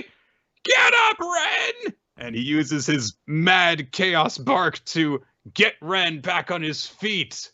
And Ren's pupils glow with a star-shaped pattern as these infuse with the power of Nobutaku. I can't believe something so sweet and dramatic was saved for such a silly moment, but... Ruru bids farewell to Sarah. She leaves through a portal, and she's like, and I can take you home through a portal, too. And Ruru is about to follow her through to go home. But Ren approaches her and says, Ruru, we have to talk. And he's still got the power of Naputaku shining in his eyes. And Uneris explains, oh my gosh, Nabu-chan unleashed his powers without thinking. Frenzy is the power to control another being's mind. And Ren's like, I feel strange, brimming with confidence, and not afraid of anything. I am strong and dashing. And now I can finally tell you, Ruru, I have always... The power fades away immediately. Naputaku passed out before he completed his little mission. Aww. And you can see a little his soul leave his body, and a little angel storm. But like, just because of the way his body looks, it looks like he's just like, yeah. So he starts to go, it's like, and Ruru's like, what, Lycan? What are you talking about? But because she says that, Ren snaps into correcting her mode and just goes, I like you! And immediately freezes up after he realizes what he's done. Everyone reacts to this, including Naputaku, who's still over in the mall and is passed out, but he reacts to it too, I guess. Yeah. And Ruru just says, wait, what in the... Ah, come on! And she leaps through the portal and just leaves him. And we get narration from Yuppie Susu, who says, and so the boy's love came to an end. And Muscar just, stop that! So we get a little bit more wrap up. And Uneris says, frenzy is a power that gives beings the courage to do things they wouldn't usually do. That's why Nabu-chan was so quick to tire. And they say, wait, so then his frenzied army isn't under his control. They've just support him. They love him. They just wanted to be his followers the whole time. Aww. Yuppie Susu assesses Ren, saying he's able to bring about change even without special powers. I want to know what they will accomplish. I will return to the future to observe. And that's the sound Yuppie Pitsu makes. Well, according to this, it goes zwip. So I like to think it is the sound of a mic getting smacked, though, because that is actually kind of a cool sound when that happens. Hey, Magu's in this Magu-chan chapter. I did. There was a moment at the end. I was like, oh yeah, Magu-chan. Ruru gets home, and Magu is just reading some manga. He says, you are late, my disciple. I have long been home already. And Ruru dives face first into him and just like kind of like presses him against her face, to which Magu-chan responds with a headbutt. It shall not pierce my flesh. Great line. But he also starts to kind of melt because Ruru's body temperature is elevated because she's all blushing and embarrassed about what's happened. And she's like, well, I just got a little spooked is all. And so something started to change in the girl and boy's relationship, though it will still be a little while yet before the two of them realize it. And that's the end of our bonus chapter. So I do really like the note that this ends on, just like kind of saying like, hey, look, Ren got to have his moment where he actually told Ruru about how he feels. Does that mean they got together? Maybe not. I would kind of prefer never finding out to preserve that ambiguity that we got in the finale chapter, which was so great. But it was nice to have a Magu-chan chapter that was just really, really, really funny as well. And to show like, hey, look, this character could have been funny the whole time if we had done different things with him. So, and this was just great to just get a little bit more Magu-chan. Yeah, it was a fun little thing. You know, if we were going to get a little bit more, I'm glad it focused on Naputaku and other characters, I suppose. Yeah, he got his coupons. Yeah. All right, let's talk about... Although, do we have to play podcasters, postulate, professional, something? I do have a puzzle for you. Yes. Okay. So it is podcasters postulate, poetically phrase, professional pretenders. Yes. So painted paranormal partaker of parasites and putrid pimple. The boogeyman. That's right. There you go. It's only so many painted paranormal figures, and then I got to a pimple. Like, I was like, what was it? Parasites or something like that? Parasites, yeah, which it's not really accurate, but yeah. I got it. Eats worms. Yeah. Honestly, I worked backwards from how do I get from the point of that one time he ate Jillian Hall's pimple for some reason. Why did we do that? Yeah, what an awful gimmick. All right, it's chapter 31, -2p. Okay. So we see that. It's like when Bleach did that flashback and we started back from -108. And then just worked our way back up to an arbitrary number like -97. And I'm like, all right, the flashback is over. So Maloli is one of the many people that fell into the ocean in the image that Lucky conjured for Mimin. And she thinks to herself as she is, in this image sinking into the ocean, why did I say that to Lucky? After telling him what I did, of course he'd try to help Mimin. Am I not completely evil? Was there a part of me that wanted Mimin Otogami to be saved? Was it a mistake then? I don't know. She's like Thanos. Is she? Yeah, like early comics Thanos, like always jokingly kind of like, not jokingly, but like that was the joke, is he always kind of wanted to fail. So he'd be like, I have the cosmic cube. Oops, I dropped it. And the heroes would be like, you suck, Thanos. Now we have the cosmic cube. And he'd get in his helicopter and be like, I'll get you next time.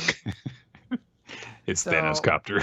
Yeah. So Mimosa, or whatever her name is, I've forgotten, is just like Thanos. Okay, good to know. But Maloli also says, I don't know, but I do know one thing. You're the only one able to cross this ocean, right? And we see that, Mimin made it to the island. And look, her little fairies are there along with her keyboards that she played with. It's nice. And she just says, from now on, we'll always be together. Lucky realizes just like that song from the Scrubs musical. Before it got really sad. But then it got happy again. She was fine. Oh, okay. All right. Then. Sionji, is that his name? The ponytail dude. He's looking at Maloli. Anyway, Mimin just gets up on stage and just pulls Lucky out of his chair from the piano. And she says, thank you. Thanks to your performance, I was able to come up with something great. But how were you able to bring out the fairies? And Lucky's just like, because I saw your fairies. Well, what about their voices? Oh, that was Maloli Senpai's voice. What about being able to touch things? I played with the sensation. They just have this conversation, and she's really excited, and they're holding hands while she's doing it, and she's just really, really excited. And she's like, oh, the pianica and keyboard on the island, those are the same ones I played in our home in Japan. I see. Thanks, boing boing. I like that she never stops doing it. It's always thanks, boing boing. Like she'll be at her funeral and giving the eulogy for some reason. And she's just like, I remember when I first met boing boing. And everyone's like, is she gonna explain why she calls that? Like, no. Nope. It was when my brother had been expelled from our family because our father hated that he was a mediocre piano player, and he made me see the fairies that I always saw. And it's like, what's going on here? What is happening? How did she get on stage? And she says, why wasn't I able to notice this before? Maybe because I was born into the classical music world and that's all I've ever known. Anyway, I've decided to leave that world. I also want to leave the Otogami family and create a world with my fairies. I'm not going to do anything that robs me of my freedom ever again. And then she, kind of they kind of get a little bit further apart from each other. And Lucky says, I think you're going to face a lot of challenges, but I'm sure you're going to experience some amazing freedom. And I'm in your corner always. Aw, supportive, loving siblings. Isn't that sweet? Yeah. And then someone is like, you're in the middle of the stage. Get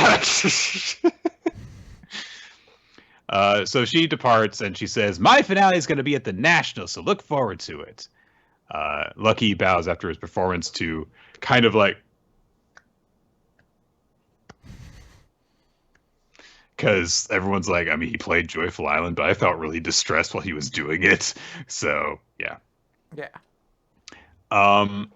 And then Dada Sensei goes, "Gah!" Yep. I do like him being like, "God damn it, you stupid kid." Why did you focus on your sister so much? You just sank your whole performance for that sake. And Lucky looks out at the eyes and he's like, "Oh, everyone looks so confused. Oh. And then Sora Chica stands up. Aww. And he goes, "Bravo! He's amazing, right? That's my little brother." I say little brother, but we're septuplets. And it was like, wait, so that article about the Gakuen siblings was true? He's like, yeah, it was. That's huge. Like, that's... Yeah. Maloli gets ready to leave, but then Ponytail Dude grabs her wrist and says, "I like your distorted playing style, Maloli, but I don't think you're the type to be satisfied with winning by default." All right. Why are you here? But then, before she can go anywhere, Mimin comes through the door right in front of her and says, "I'm here to rescue you, my fairy." And that's the end of the chapter. I fucking love this chapter. It is so goddamn sweet. I love the interaction between Lucky and Mimin on the stage. I just love how fucking happy this chapter is. Like, there was a moment where I was like, oh, yeah, like, Lucky basically did tank his performance. And then Sora Chica stands up and basically gets everybody to be like, no, this was really good. And also announces, hey, Lucky is our sibling. Like, I don't know, it's just, like, great stuff all around. I love it.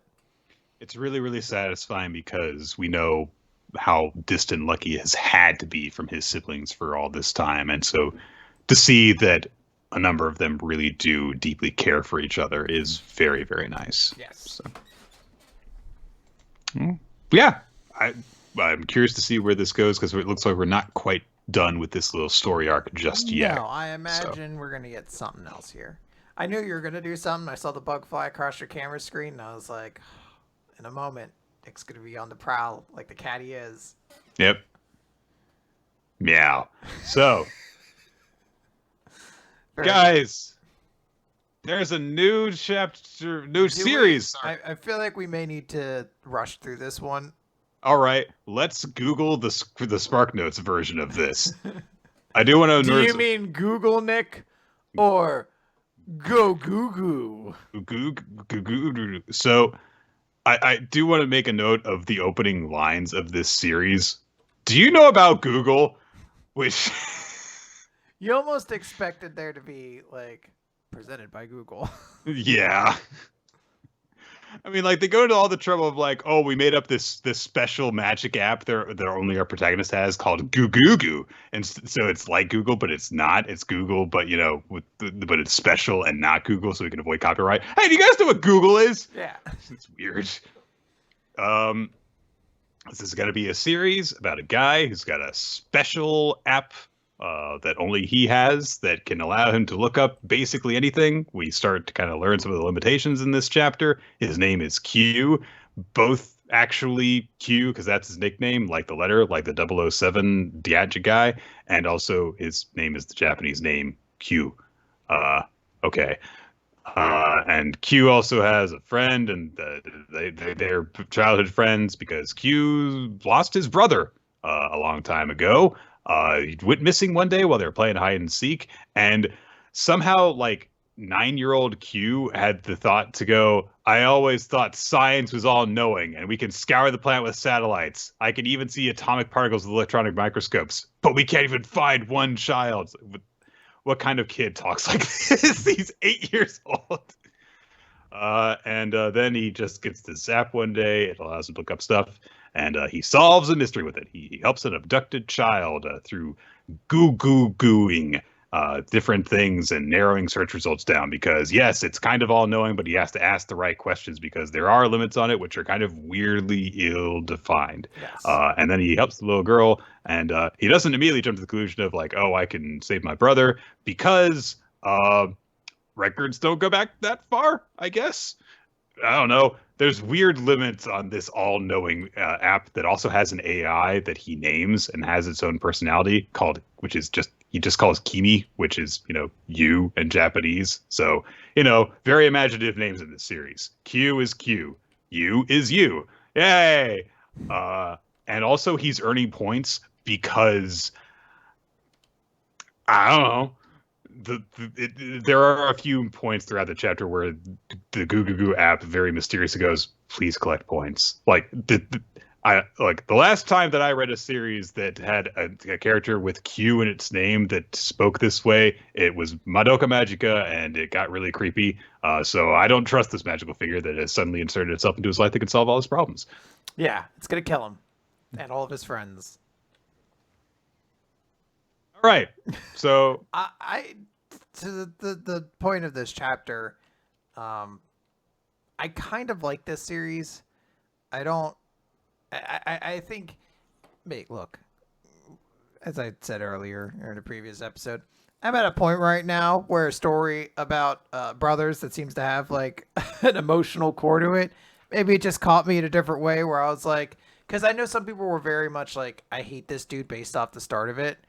And then I was like, I understand what it's like to do very strange things because grief has gripped you in a way you don't fully comprehend. So maybe I'm giving like a lot of leniency to him being like a complete asshole who just likes to intentionally score just 60 points. He basically does what Polly does from Jumpstart Third Grade Mystery Mountain, where she's like, I intentionally got the answers wrong because well, she sends robots back in time to make her answers correct because she assumed everyone got her joke. But it's very similar to the motivations of the antagonist from Jumpstart Third Grade Mystery Mountain. Oh my god. Melody is like Thanos. And this dude's like Polly from Jumpstart Third Grade Mystery Mountain.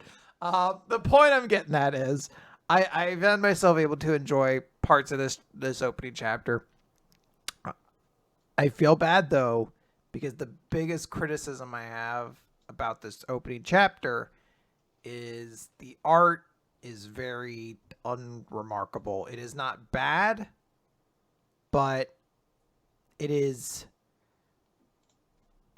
just doesn't do anything. Like, I don't feel anything in particular as I read it.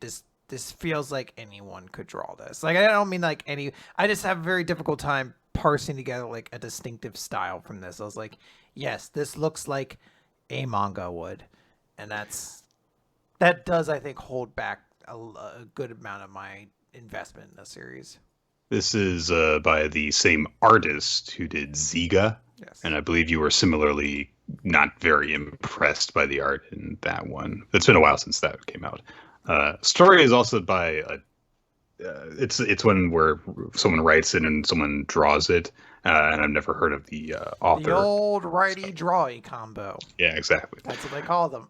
I don't know. It's one of those series where, like, I didn't hate it when I read it. I find the premise to be a bit weird, but I don't know. I guess we'll see. And hey, like, we've had series that have weird premises like this that we ended up liking. We did really like Annihilation, for example.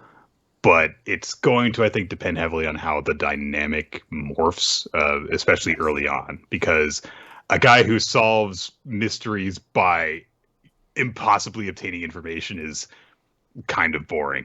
Like, but he figured out what questions to ask. Like, yeah, but who cares? It feels as though there's got to be stuff to like get in the way or something. Like, it feels like once he figured out, like, oh, I can't just ask where's this person, but I can ask, hey, where's their fucking backpack or whatever, and like suddenly it answers a lot of questions. Like, I don't know.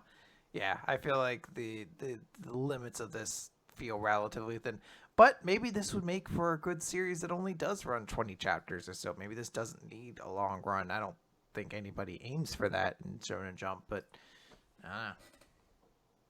Yeah. Anyway, not horribly bad, but I'm not excited by it yet. So All right, Nick, let's move over to Mashle, Magic, and Muscles, Chapter 106, Mash, Burn Dead, and the Reasons to Fight. So, we open with a narration that says, previously, Dot and Lance got ready to get serious, and we see that they have run into Order Maddle. And, Dot is, of course, the one who's like, wait a minute, that's the guy who was bullying Mash. Not only that, he obviously sees us as an annoyance. And we just get a panel of Order and Lance who are both quiet, and they then both try to talk at the same time, and Dot's like, oh shit, this has gotten really embarrassing. They both tried to break the ice at the same time, and now they've only made it more awkward. So Dot, I guess, tries to fix it and be like, oh, you guys just jinxed each other. I thought we were being serious. This is playing games. And Order is just like, I want you both to die. So he teleports them into a dimension of sand, and he's like, you're going to be spending the next week here. Here are 3 200 milliliter bottles of water for sustenance. They will break at even the slightest touch. Even trying to keep them on your person may prove to be too much, meaning you must constantly pour magic into them to keep them floating safely. And Dot's like, oh man, we're going to have to give up sleep to guard these, or else we'll run out of water and die. And then immediately one of his water bottles breaks because Order just shot like sand through it. And he's like, oh no, you're not just keeping them safe. You're defending them from me. And Dot's all angry. He's like, you big jerk. You wait till you finish explaining everything. I refuse to beg for lessons from Mr. Four Eyes No Soul. But he's like, got him. Yeah, boom, roasted. But he's like, all right, I got to rely on Lance then, but working together with him. And Lance is just like, hey, make sure you don't drag me down with you. Dot's like, nope, it would never work. Not with him. Damn it. So we cut over to Mash, who is busy leveling up Dark Souls style, just facing a boss that's just slightly better than him. And he's now gone through 10 of his level ups, basically. It's very impressive. It's only taken just 4 days for him to do that. So they pause. Rio Grants gives Mash, he's like, I've got a present for you because you've worked so hard. An autograph of me. And Mash is like, who would want that? He's like, and cream puffs. And Mash is like, oh, what a guy. What a guy. Horrifying crocodile toddler thing. It's like, hey, fuck you guys, basically. And Rio, in like having his hand bit, drops a photograph of his family.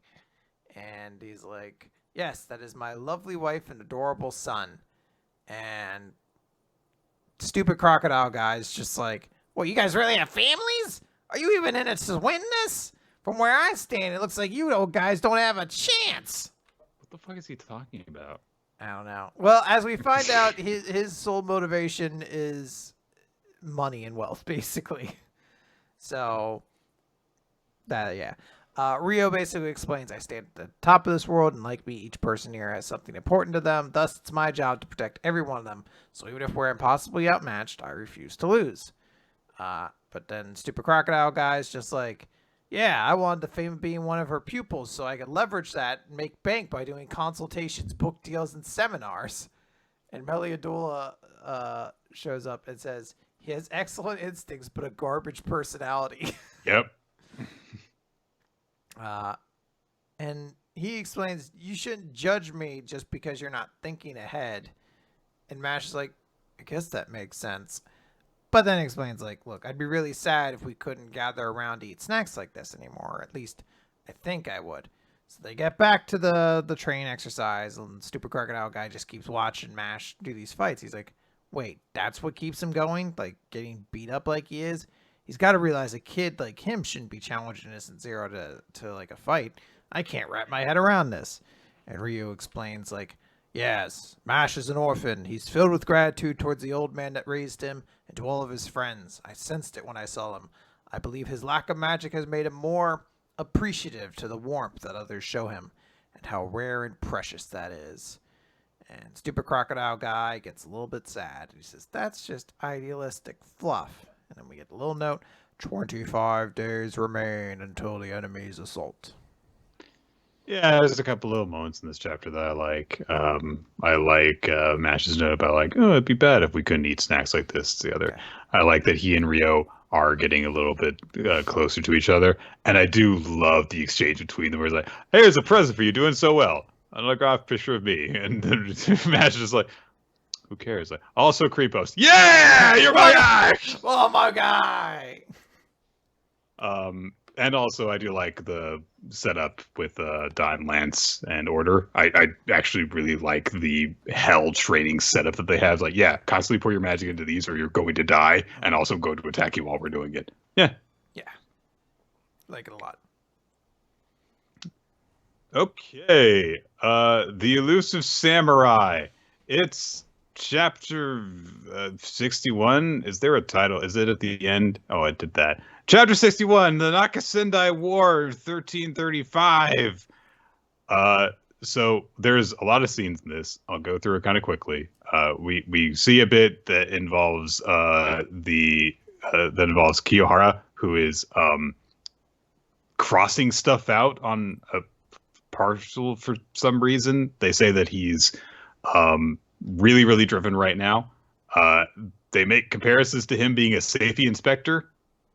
Like, that's his personality type. So, oh, boy, he sure is dangerous. Can't wait to see what he gets up to in this fight. Or whatever. We see a conversation between Yoritsugu and his father, which is, of course, Yoroshige's grandson. And he demands to know, like, why they've got to be fighting for the sake of Tokiyuki Hojo. And his father explains that, look, the Hojo clan bestowed favor on the Suwa clan and elevated us. The courtiers worship the Mikado. Warriors worship Suwa Myojin, which allows warriors spiritual independence from the courtiers. We flourish in our holy role because of the Hojo and cannot forget that. The salvation of the people, the future of our clan, and our obligation to that unfortunate prince compel us to engage in war. So he tries, it's one of those things where it's like, I got to explain to my son why I've got to go and potentially die. And it's nice. Then we see a bit of Kojiro going and talking to Nezu Kojiro, heir to the Nezu clan, who has some very obvious physical resemblances to Kojiro, hint, hint, like around the eyes. But Nezu Kojiro is seemingly confined to their bed. And they seem to be on good terms, but we, of course, know that Kojiro is has to hide his lineage and everything. So we don't really get a firm indication of exactly how they are related or anything and what's going on here, but just more of just a hint still at this point before we get the full laid out explanation.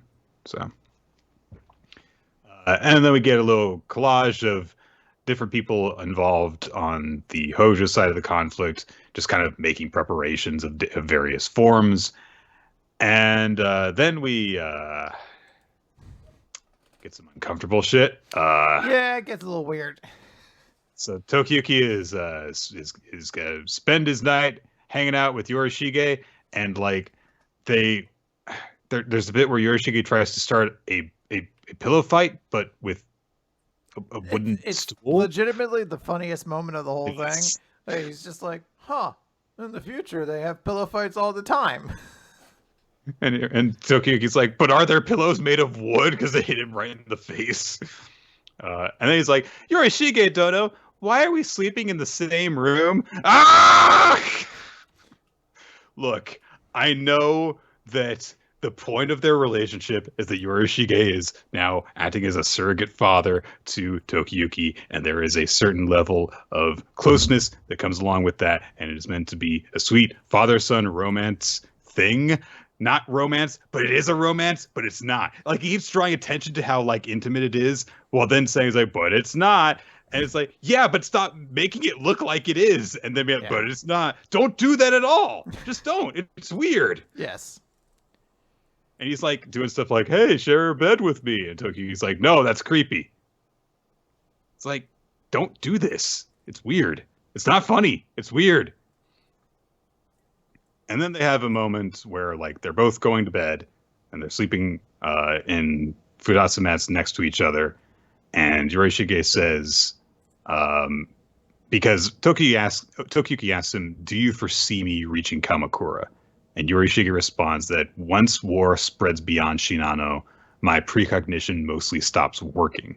But if I can't see the future, it's okay, because I'm confident in my powers of observation. And watching you the past 2 years has reassured me that you will be a hero. I say that as a man, not as a god. Aw, he believes in him. Aww. Isn't that nice? Stop trying to get him to sleep with you. So, and Tokiyuki thinks to himself, like, oh, he's become the family that I've lost, and I really do owe him. So I've got to win and reclaim rule so that I can repay him. And they hold hands while they're sleeping. And Yorishige leads out an army in early July, and he is accompanied by Tokiyuki, who is still not identifying as a member of the Hojo clan, although he is in full-on battle armor of someone of high stature. And we just get narration saying that the Naka Sendai War has begun. And everyone's like, oh man, Tokiyuki, you look good in armor, like a general. Yeah. He looks so sharp too. And people ask for commands and stuff. We see a whole bunch of stuff where like there's some information warfare going on, like that Genba has deliberately, quote unquote, leaked certain information so that the Tengu clan are all fooled and think that stuff is going on that's really not, and all this. And then we come back to Tokiyuki, and he says to himself, as I face a once-in-a-lifetime struggle, I have a serious problem. And Fubuki looks over at Tokiyuki and realizes his hands are shaking and gets really worried, as Tokiyuki just goes, this armor is so heavy that I could barely move. End of chapter. Yeah, I want to just move on from that one. That is a weird, I know what they're going for. It's supposed to be comedy, but it's very weird and unnerving and strange. So, yeah. Yeah. Stop doing that so that I can, like, focus on the parts of the series that do work. Like, like, I tried, I think, actively to forget about this chapter while I was reading it. I did forget about it, and as we got back into it, I was like, oh yeah. Okay, so Black Clover, of course, is on a break, an extended break. So we're going to go straight into One Piece from here. Chapter... She's probably dead. We'll see. Chapter 1048, 20 years. So last time, Luffy unleashed his giant punch Kaido in the everything punch attack, while commanding Momonosuke to move Onigashima out of the way so he wouldn't, destroy it with his giant fist. And Momonosuke, of course, is like, I can't! It's like, okay, we get it. But he recalls the words that were spoken to him, saying that he had to rebuild the Kozuki clan when he returned, and so he takes action. He tries to push Onigashima to the side so we'll be safe. And Luffy starts to punch, getting ready to punch Kaido. The giant arm is descending through the clouds, and Kaido just says, very well then, I will take your punch, because he's crazy like that. But then he says, did you know that 20 years ago the hero of this country was burned to death? And he lights himself on fire with his dragon powers, while saying that ever since that happened, Wano has been a lawless place. And now you are the heroes they've been waiting 20 years for. And Luffy is forced to let go of Kaido with his hand that was kind of holding them together because Kaido's body is now so hot. And Kaido says, yes, let go of me. I'm not going anywhere. And that giant fist of yours will not come down on me. It will melt into nothing first. And one of the horns of Onigashima burns up and falls away because Kaido's body is next to it and is so goddamn hot. And so they're going to clash. But Luffy remembers the advice given to Bahyogoro, I don't know, 4 years ago. It's been a long time we've been in this arc. A lesson he's already demonstrated he can learn. Yes. So I guess this is just a reminder, in case the audience thought Luffy going Bugs Bunny also made him incredibly stupid, which I guess it did to a certain extent, but he didn't remember he could do this. He can punch without touching Kaido. He can do it. And so he unleashes his attack, but Kaido charges back up to meet Luffy's fist while proclaiming his attack, which is Flame Bagua, and Luffy's attack is Bajrang Gun, whatever that means. Anyway, punch, dragon, brah, they clash. And then we cut away because we got to see how everyone's reacting to where everything else is going on. Oh man, Kinemon and Kiku got dropped. Oh man, look, it's that one. Yep. It's apparently based off of a monkey god worship in Hinduism. Oh, okay. Monkey, fair enough. The remaining Akazaya 9 recall having to flee and leave Odin behind. People remember Orochi, trying to kill everyone, and Kaido realizing that Odin had a son, which he's like, all right, I'll go take care of that. I'll just go inject some trauma onto that kid. Fuck him. People got struck down, killed, and then, of course, tortured over years and years. People learned about the death of Odin's wife, the Kozuki clan being seemingly wiped out. And then the daimyo were all put with the question of like, hey, acknowledge me as your freaking ruler or it's war.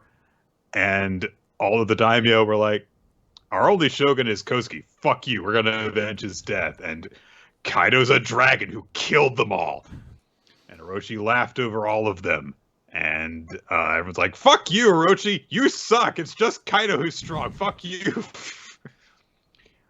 He put all the people to slave labor. There's all sorts of families being torn apart.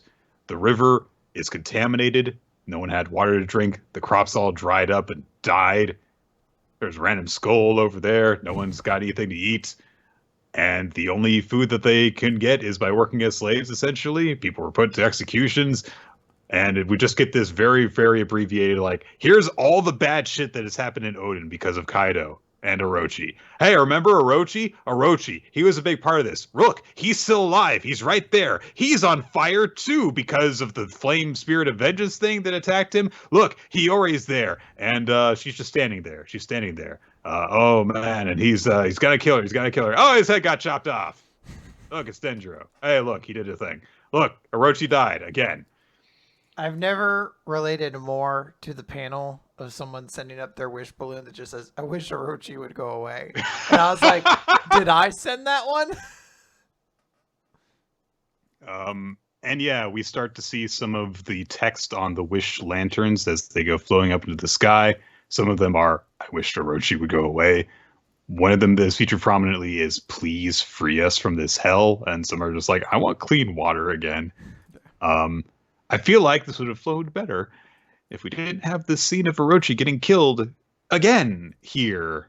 And that really feels like we kind of hit a big speed bump as we're getting up to like 30 miles an hour. And so we're just like, oh, we're just kind of like grinding along at that 30 miles an hour instead of actually racing towards a big climactic finish, and which looks like it's going to happen next chapter. So here's the thing.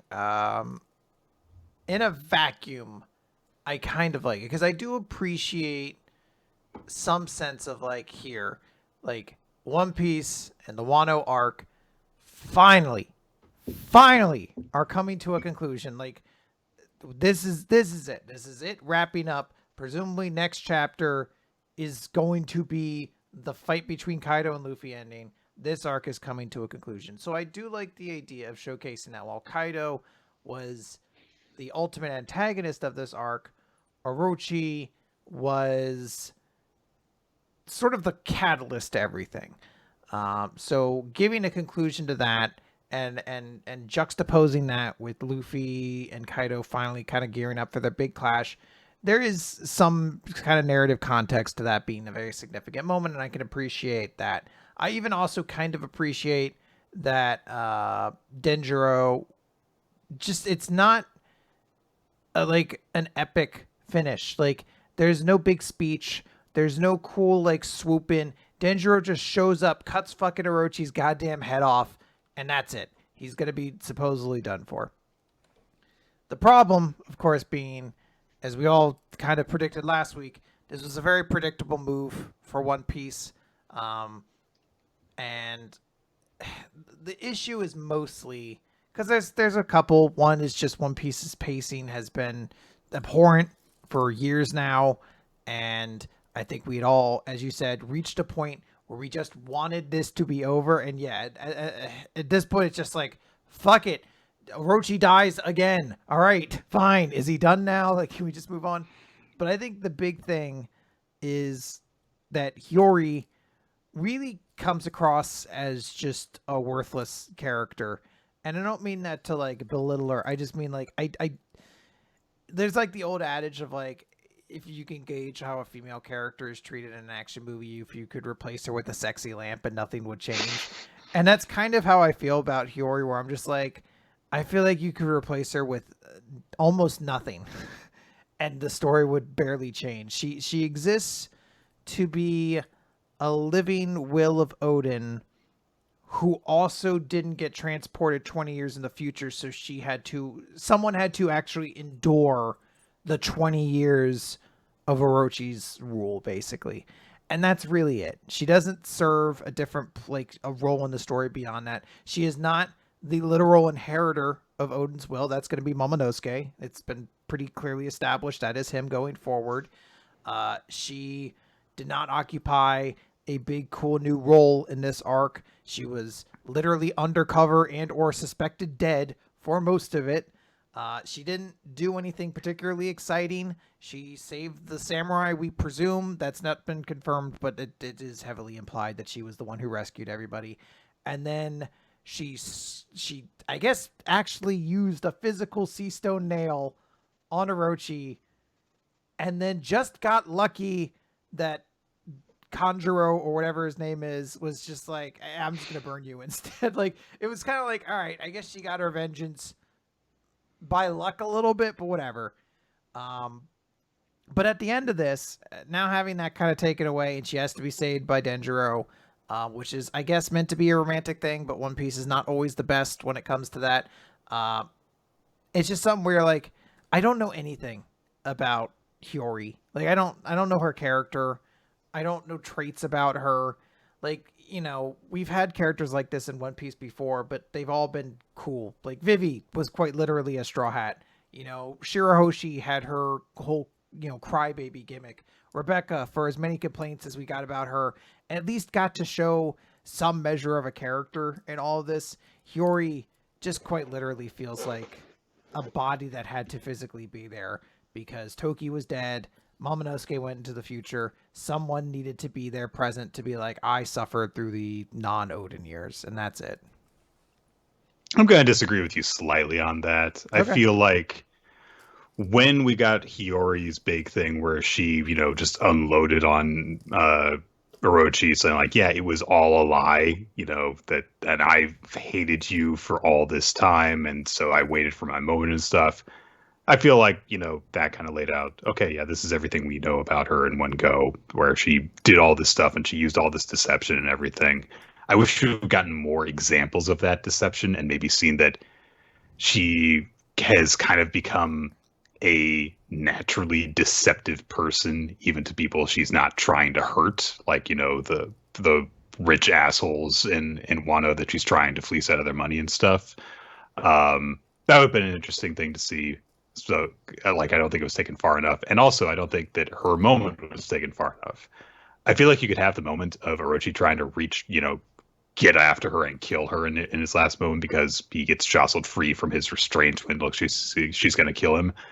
But then instead of having her go, oh, no, I failed and I can't, you know, like, turn around and walk away from him or something like that, that, like, she just watches him as he comes towards her, and then Denjiro shows up and kills him because he's just, you know, been her backup the whole time. And this was like, all right, yeah, she was never in any danger and she knew it or something like that, as opposed to, oh no, I'm in danger because I can't, oh, I guess that I'm just worthless after all, and my method of dealing with Orochi was never going to work. Oh no.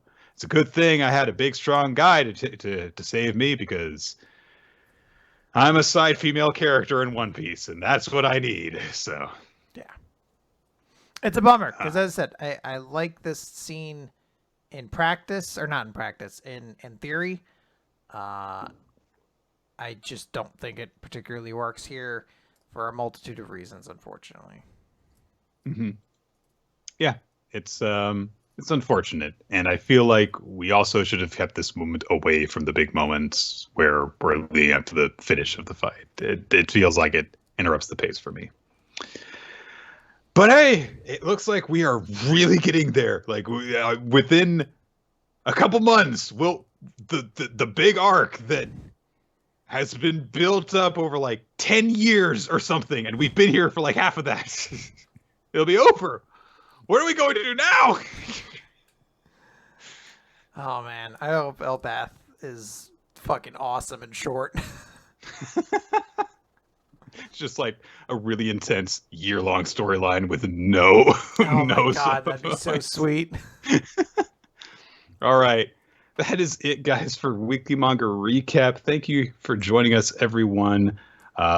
Here on twitch.tv/RoloT, we start recording the show usually around 7:30 Eastern time, but you can stay tuned to our social media to know when exactly we're going to start. RoloT, Make Up Time, WMR Podcast, and also join the Discord.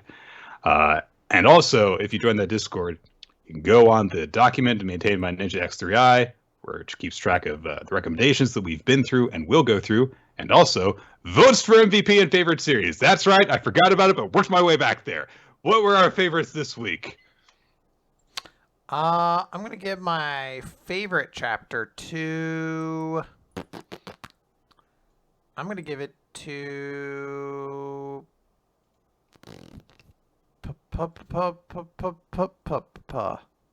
Okay. I liked it. It was a good one. Fair enough. I am giving mine to Undead Unluck because, well, holy shit, that all happened. Yes. That's about all I have to say about that. However, I will give my MVP rather to Sorachika. Okay. I really like the moment of him just like very quickly taking control of the situation. By the way, Mimin also very good in that chapter. I would like to give my MVP to Machine Dramon, who's great in everything. Okay. I'll give my actual MVP to... it's actually between Mamin and Latla. I think I'm going to give it to Latla. But Mamin was excellent as well. Also, I guess the Putuku was also in the rain as well, because the Putuku was excellent in everything. But I think, yeah, I'm going to go with Latla. All right. It was very cool. The audience, by the way, strongly gave it to Magu-chan and the Putuku for the character and MVP. Hey, everyone was really happy to have more Magu-chan, and it was a good chapter. I think Kirby gave money to everybody to ensure it happened. Yeah, it gave coupons to everyone. Yeah, coupons. That's what it did it. All right, guys, that is going to do it for us. If you would like to listen to more of the show, it is on weeklymangarecap.podbean.com, as well as generally wherever podcasts can be listened to. And the video version is at youtube.com/weeklymangarecap. Said YouTube version, video version, features an opening sequence by Wensleydale Cheddar and Milo Jack Stillitz. Thank you guys for creating that. And some of our episodes also feature a title card artwork by Steve Man. Check out his artwork wherever boobs are allowed to be drawn on the internet. Twitter.com/SteveManArt. By the way, if you haven't seen it, if you're listening to episodes via the audio version only, there is an episode that we recorded last week that I didn't put up the video or an audio version for because I was like, 90% of this episode is us reacting to pictures, so that won't be any good. So go check that out on our YouTube channel, and you'll find out who wins a intense contest. That's right. It does get very intense at points. Yeah. I was like really tired going in, and then the caffeine kicked in, and I was very angry. Patreon.com/weeklymangarecap if you would like to support the show monetarily and also get some bonus content, including monthly other recap and God, is that how we did the first big contest? I can't remember if that was a bonus episode or not. I think that was we did that instead of whatever the New Year's thing is. That's right. That's right. But there is all sorts of great content on there, guys, and honestly, like there's some of the stuff that we've done in our bonus podcast form. I will occasionally pull out the file and listen to stuff that we did like 5 years ago. Some of it's really good. Yes, so it's excellent stuff. Excellent. But that's going to do it for now, guys. We will catch you all next week. Goodbye. Say goodbye, Machine Dramon. Goodbye. Wave. Goodbye. Goodbye. Its arm's going to fall off. Oh, no. No, he's falling apart. No. Machine Dramon. Machine Dramon. Now I imagine myself as a young, cool Digidestin who's just like, Machine Dramon, help us! Just like, I will roll all over you fleshy beards. Like, Machine Dramon, my crest of love is said that you and me are together forever. I need not more powers of love. Everyone's just like, why are you doing this? Like all of me and the other Digidestins are like sitting around eating fucking sandwiches, and they're all like, hey, Quint, we got to talk to you about your Digimon. Never Digivolves down. He's just always Machine Dramon. He's really mean to me.